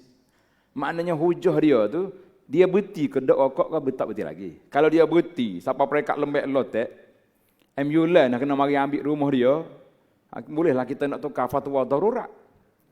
Ni tak berhenti lagi, dok main taklih ya. Jadi tidak ada taklih dalam masalah ni. Sebab tu masalah masyarakat kita ni, kecelaruan yang timbul, masalah ni, masalah duduk main makruh lagi. Kalau duduk main makruh, tak boleh pakai cepiau lagi lah dianya. Mana dia tidak update. Dr. Azhar ada tulis satu makalah dulu rokok dulu khilaf, sekarang ijma'. Ada lagi ketah tu. Nah, itu dia, maknanya dia tidak update maklumat dia. Tidak update maklumat. Jadi guru takmir ke, guru halakok ke, kalau nak pilih ustaz-ustaz kena pilih juga, cek juga. Isa rokok ke dok tanya. Kata Isa, agi taubat dulu baru mari. Baru isi borek. Kalau tidak, dok main hujah lagi ni. Tak ikat nak ceramah dah kita ni. Dia tak ke bawah, kita gomor ke atas, tak jadi, tak paksa dah, tak sama masalah. Nanti kita panik, kita marah. Tak apa, kita royak pun, kita tidak halakok. Kalau tidaknya marah demo. Nah, baiklah. Itu yang pentingnya kita kena ambil kesedaran. Tak boleh bermudah-mudah. Kalau dia nak buat juga atas nama peribadi dia, tapi tak tahunya dia cakap ada seorang ustaz tu. Dia pergi ceramah doktor. Masalah rokok ni boleh paru-paru lah berapa. Tiba-tiba kambing lalu. Kambing tu batuk. Koh. Dia kata, doktor, bisa rokok juga kambing dia tu. Nak ayatnya hujah tu, mana-mana balasah surah dia mengajar, duk bawa cerita kambing tu lah, semana-mana pun. Kata benar ustaz. Kalau ustaz nak makan rokok, makan sorang sudahlah, jangan sampai kambing. Mula hayah ni rakyat, kambing ni, dia tak makan daun terbakar. Pasal itulah orang-orang yang terbakar, tak takut kambing. Dia tak makan. Kita yang makannya. Nah, itu cerita dia. Wallahualam. Terima kasih. Cuma saya nak tambah sikit. Di situ ada satu kekeliruan sebenarnya di antara hukum dan ketagihan. Jadi seseorang yang isap rokok, dia ketagih, dia tak boleh berhenti, itu cerita lain. Kita bercakap tentang hukum. Bila hukum itu ialah suatu hukumullah, telah ada hukum makruh, haram. Jadi bila hukum itu telah ditetapkan hukum sekian-sekian, itu hukumullah. Adapun ketidakmampuan kita itu mastata'tum lah. Iza amartukum bi amrin. Jadi tetapi kadang kita tadi menjadikan keadaan itu menghalalkan sesuatu secara umum. Jadi kelirulah. Jadi kita kena faham tu. Saya rasa situ jelas tak? Jadi hak dia tak boleh berhenti tu, hamba tak boleh berhenti, betul hamba setuju bahawa tak ada lagi hamba terlibat masalah rokok ni dengan kerajaan, dengan nafas baru ni, saya rasa dah dekat dengan 10-15 tahun no? Berceramah dengan kaki isap rokok ni. Tetapi puncanya ialah mereka keliru di antara hukum dan ketagihan. Jadi soal dia tak boleh berhenti itu cara lain untuk menyelesaikan. Tapi kita bincang berkaitan dengan hukum itu, apakah fatwa sekarang berkaitan dengan rokok. Tetapi saya minta menyeru, jangan kita totok lah. Sebab Yusuf Al-Qaradawi telah menulis bahawa rokok ni di antara masuk umum balua. Tok Lembar, Tok Imam Mak, Tok Mak Imak. Sebab tu dia kata kambing pusat rokok ni. Jadi untuk menanganinya itu, kerana sudah ketagihan, memerlukan tadarruj. Memerlukan kita memahami keadaannya. Jadi dengan sebab itu kita perlu mengambil jawatan hikmah. Yang kedua, terus kepada Al-Fadhil. Doktor Datuk untuk jawab dua persoalan tadi. Persilakan. Yang pertama, Fadil Pak Dahok. Ya. Dia gini, tuan-tuan, dia dalam undang-undang, dia ada satu prinsip yang mana di mana-mana pun dia berpegang kepada prinsip ini. Dia panggil Protection Against Retrospective Criminal Law and Repeated Trial. Maksudnya apa? Maksudnya manusia dilindungi daripada undang-undang jenayah 2 kali. Dan juga berulangnya kes dibicarakan di mahkamah untuk kesalahan yang sama 2 kali. Dan ini dalam Malaysia diperuntukkan dalam perkara yang ke-7 perlembagaan negara kita dan termasuk dalam hak-hak asasi yang mesti diberikan. Iaitulah apa? Iaitulah setiap warga negara tidak boleh di-charge 2 kali dalam kesalahan jenayah untuk satu kesalahan yang sama. Dan tidak boleh dihukum 2 kali untuk kesalahan jenayah bagi kesalahan yang sama. Kalau dia sudah dihukum sebelum ini untuk jenayah mencuri, contohnya. Kemudian diminta supaya dibicarakan sekali lagi, dihukum sekali lagi untuk jenayah yang dia mencuri tadi juga. Sekali itu je dia mencuri, tapi 2 kali. Ini adalah satu kesalahan yang besar mengikut undang-undang. Tidak boleh sekali-kali dibuat begitu. Dan dalam konteks kita di Malaysia, itu sudah dijamin oleh perlembagaan. Kalau katakanlah, kalau dia mencuri dan dia dihukum oleh penal code, kanun seksaan, dengan hukuman 5 tahun penjara contohnya lah. Ya. Kemudian kita buat di akhirat kena tanya datuk, doktor lah. Tapi ulama kata hukuman di dunia adalah pengampunan di akhirat insya-Allah. Tapi itu kita serahkan kepada Allah Subhanahu wa taala. Jadi balik kepada itu, kalau dia sudah dihukumkan di dunia, kalau dia sudah dihukumkan mengikut penal code, kemudian kita laksanakan undang-undang syariah. Kemudian orang kata dia dulu mencuri tapi dikenakan hukum 5 tahun penjara saja. Sepatutnya dibicarakan dan dipotong tangan dia. Tidak boleh kerana ia dilindungi oleh perlembagaan negara kita. Okey. Dia telah menjalani hukuman terhadap kesalahan yang dia telah lakukan. Yang kedua, tadi apa perlu dilakukan untuk menyemarakkan kembali kesedaran betul dan benar. Dan ini yang dibuat oleh Kerajaan Negeri Kelantan ini melalui portfolio Datuk Panglima Perang dan diurustiakan oleh Jabatan Hal Ehwal Agama Islam. Itulah tujuannya. Dan ia tidak boleh terhenti, mesti dihidupkan. Kerajaan Negeri Kelantan saban tahun buat program hududullah. Ada orang kata buat saja program hududullah, laksananya tidak. Ini adalah pelaksanaan. Jalan ke arah pelaksanaan. Tak semestinya hari ini kita bercakap, hari ini kita buat. Dan tanggungjawab ini mesti diambil oleh semua orang, bukan sahaja kerajaan. Kerajaan ada tanggungjawab dia. Tapi setiap orang ada tanggungjawab dia. Dan tanggungjawab ini akan disoal oleh Allah Subhanahu wa taala. Ya kita sembahyang, ya kita berpuasa, tapi tanggungjawab seorang Islam adalah lebih jauh lagi daripada itu. Kita kena menyokong apa yang kerajaan cuba nak buat kalau ianya menjadi kewajipan kepada umat Islam. Jadi sebenarnya yang bertanya pun tahu jawapan. Ya, cuma nak menyedarkan kepada kita. Mulai daripada hari ini kita jangan terhenti setakat ini. Ya, tingkatkan kesedaran. Kesedaran kita tadi sebagaimana yang telah saya sebutkan tadi, telah saya dedahkan juga bahawa hak kita untuk menuntut dijamin oleh perlembagaan. Dalam perkara 3, dalam perkara 11 dan lindungi juga dia diputuskan juga oleh hakim Mahkamah Agung, Mahkamah Persekutuan sendiri, ya Tun Hamid J. Abdul Hamid pada waktu itu dalam kes Sulaiman Takrib. Hak kita menuntut apa yang menjadi hak kita sebenarnya. Terima kasih. Kesimpulan selalu tu, Datuk? Ada kesimpulan lagi? Kesimpulan. Tuan-tuan, saya kembali kepada 355. Dia bukan hudud, 355 bukan hudud.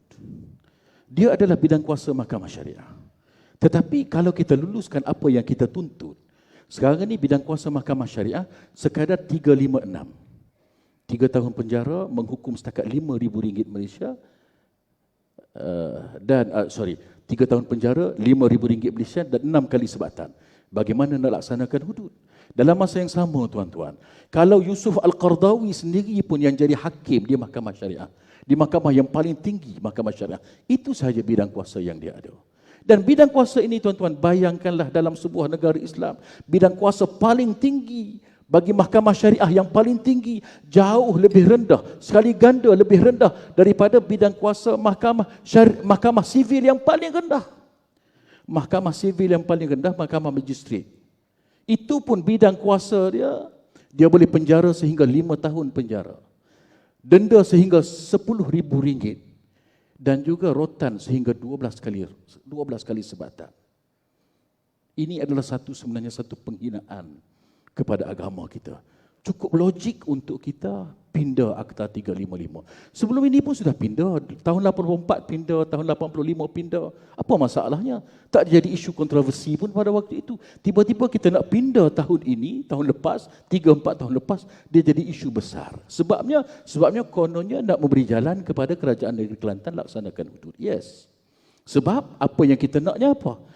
Apabila kita pindah Akta 355 itu, kita nak supaya daripada penjara 3 tahun kepada penjara 30 tahun. Daripada denda RM5,000, maksimum denda kita minta RM100,000. Daripada 6 kali sebatan, kita nak minta supaya sehingga 100 kali sebatan. Kalau ini diluluskan, maknanya apa? Kita boleh melaksanakan sebahagian besar daripada kanun jenayah syariah kita. Kita boleh laksanakan hukuman bagi orang yang berzina yang ghaira muhsan.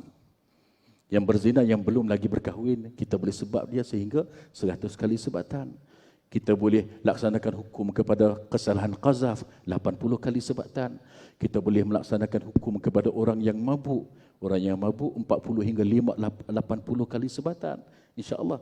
Tinggal lagi yang kita tak boleh nak laksanakan adalah hukum bunuh, hukum rejam dan juga hukum bagi mencederakan. Itu cukup dulu. Tuan-tuan yang dikasihi lagi, dihormati sekalian. Akhir sekali, kaedah fiqh menyebut, ma la yudraku kulluhu la yudraku julluh. Apa yang kamu tak boleh nak laksanakan semua, jangan kamu tinggalkan ke semua. Buat dulu apa yang patut, jangan tinggalkan ke semua. Tok Guru dulu, dia sudah bagi satu kiasan yang sangat menarik. Dia kata kamu beli seguni beras ada di hadapan tangga, atas tangga kamu. Kalau kamu tak mampu nak angkat seguni beras itu, jangan angkat, nanti patah tulang belakang kamu. Apa yang perlu kamu buat adalah masuk ke dapur kamu, ya, ambil kati, ambil kilo, ambil baldi, angkat sekilo masuk, secetung masuk, sebaldi masuk. Akhirnya seguni beras yang ada di hadapan kamu 100 kilo itu sudah pun berada di dapur kamu, insya-Allah. Itulah yang sedang kita lakukan dan berdoalah, saya cukup yakin kalau ianya boleh berlaku kepada sistem ekonomi Islam, ianya juga boleh berlaku kepada sistem perundangan jenayah syariah Islam. Assalamualaikum. Okey, terima kasih. Terus kepada penggulungan 60 saat. Bismillah. Jadi alhamdulillah kita dah bincang panjang daripada pagi sampai sekarang. Apa yang anda nampak iaitulah tentang nak menyampaikan maklumat ini kepada masyarakat. Maka wacana ini elok juga dibuat di peringkat jajahan. Bukan di negeri saja. Kita turun ke setiap daerah, kita panggil semua dan kalau boleh diwacanakan setiap tahun tu perkara-perkara yang baru dalam perkembangan yang terkini tentang hudud ataupun undang-undang jenayah syariah yang telah yang dapat dilaksanakan, disampaikan kepada wakil-wakil kerajaan, pendakwah-pendakwah kita, supaya mereka ini juga bawa masuk ke masjid-masjid, ke balasah-balasah supaya sampai. Dan satu lagi, undang-undang yang sudah ada mesti diperkasakan ataupun dikuatkuasakan. Kalau tak cukup kuat kuasa, tambah kuat kuasa. Sebab anda tengok banyak dah undang-undang yang ada. Masalah aurat, masalah lain-lain sampai orang mari sini dia kata, Ustaz, kenapa nampak lega dah lah ni? Pakaian anak-anak kita tukar dengan orang-orang di bandar-bandar besar dah. Nah, dengan baju ketat tak cukup saiz ada belaka. Maka kita cuba tengok undang-undang yang tak terlibat dengan RUU 355 yang sudah sedia ada, yang boleh dipakai, yang boleh dilaksanakan, supaya kita laksanakan apa yang ada dulu, sama dengan kaedah yang disebut oleh Datuk Doktor tadi, ma la yudraku kulluhu la yutraku kulluhu. Benda yang tak boleh buat semua, jangan tinggal semua. Mana kita sudah ada beberapa perkara yang sudah boleh dibuat.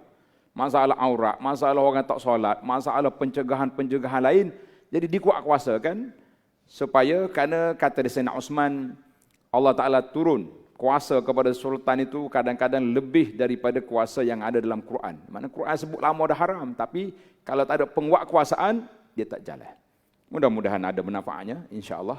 Sekian, Assalamualaikum. Waalaikumsalam. Terima kasih kepada kedua-dua ahli panel. Saya melaku moderator mohon maaf atas keterlanjuran atau lebih masa sedikit.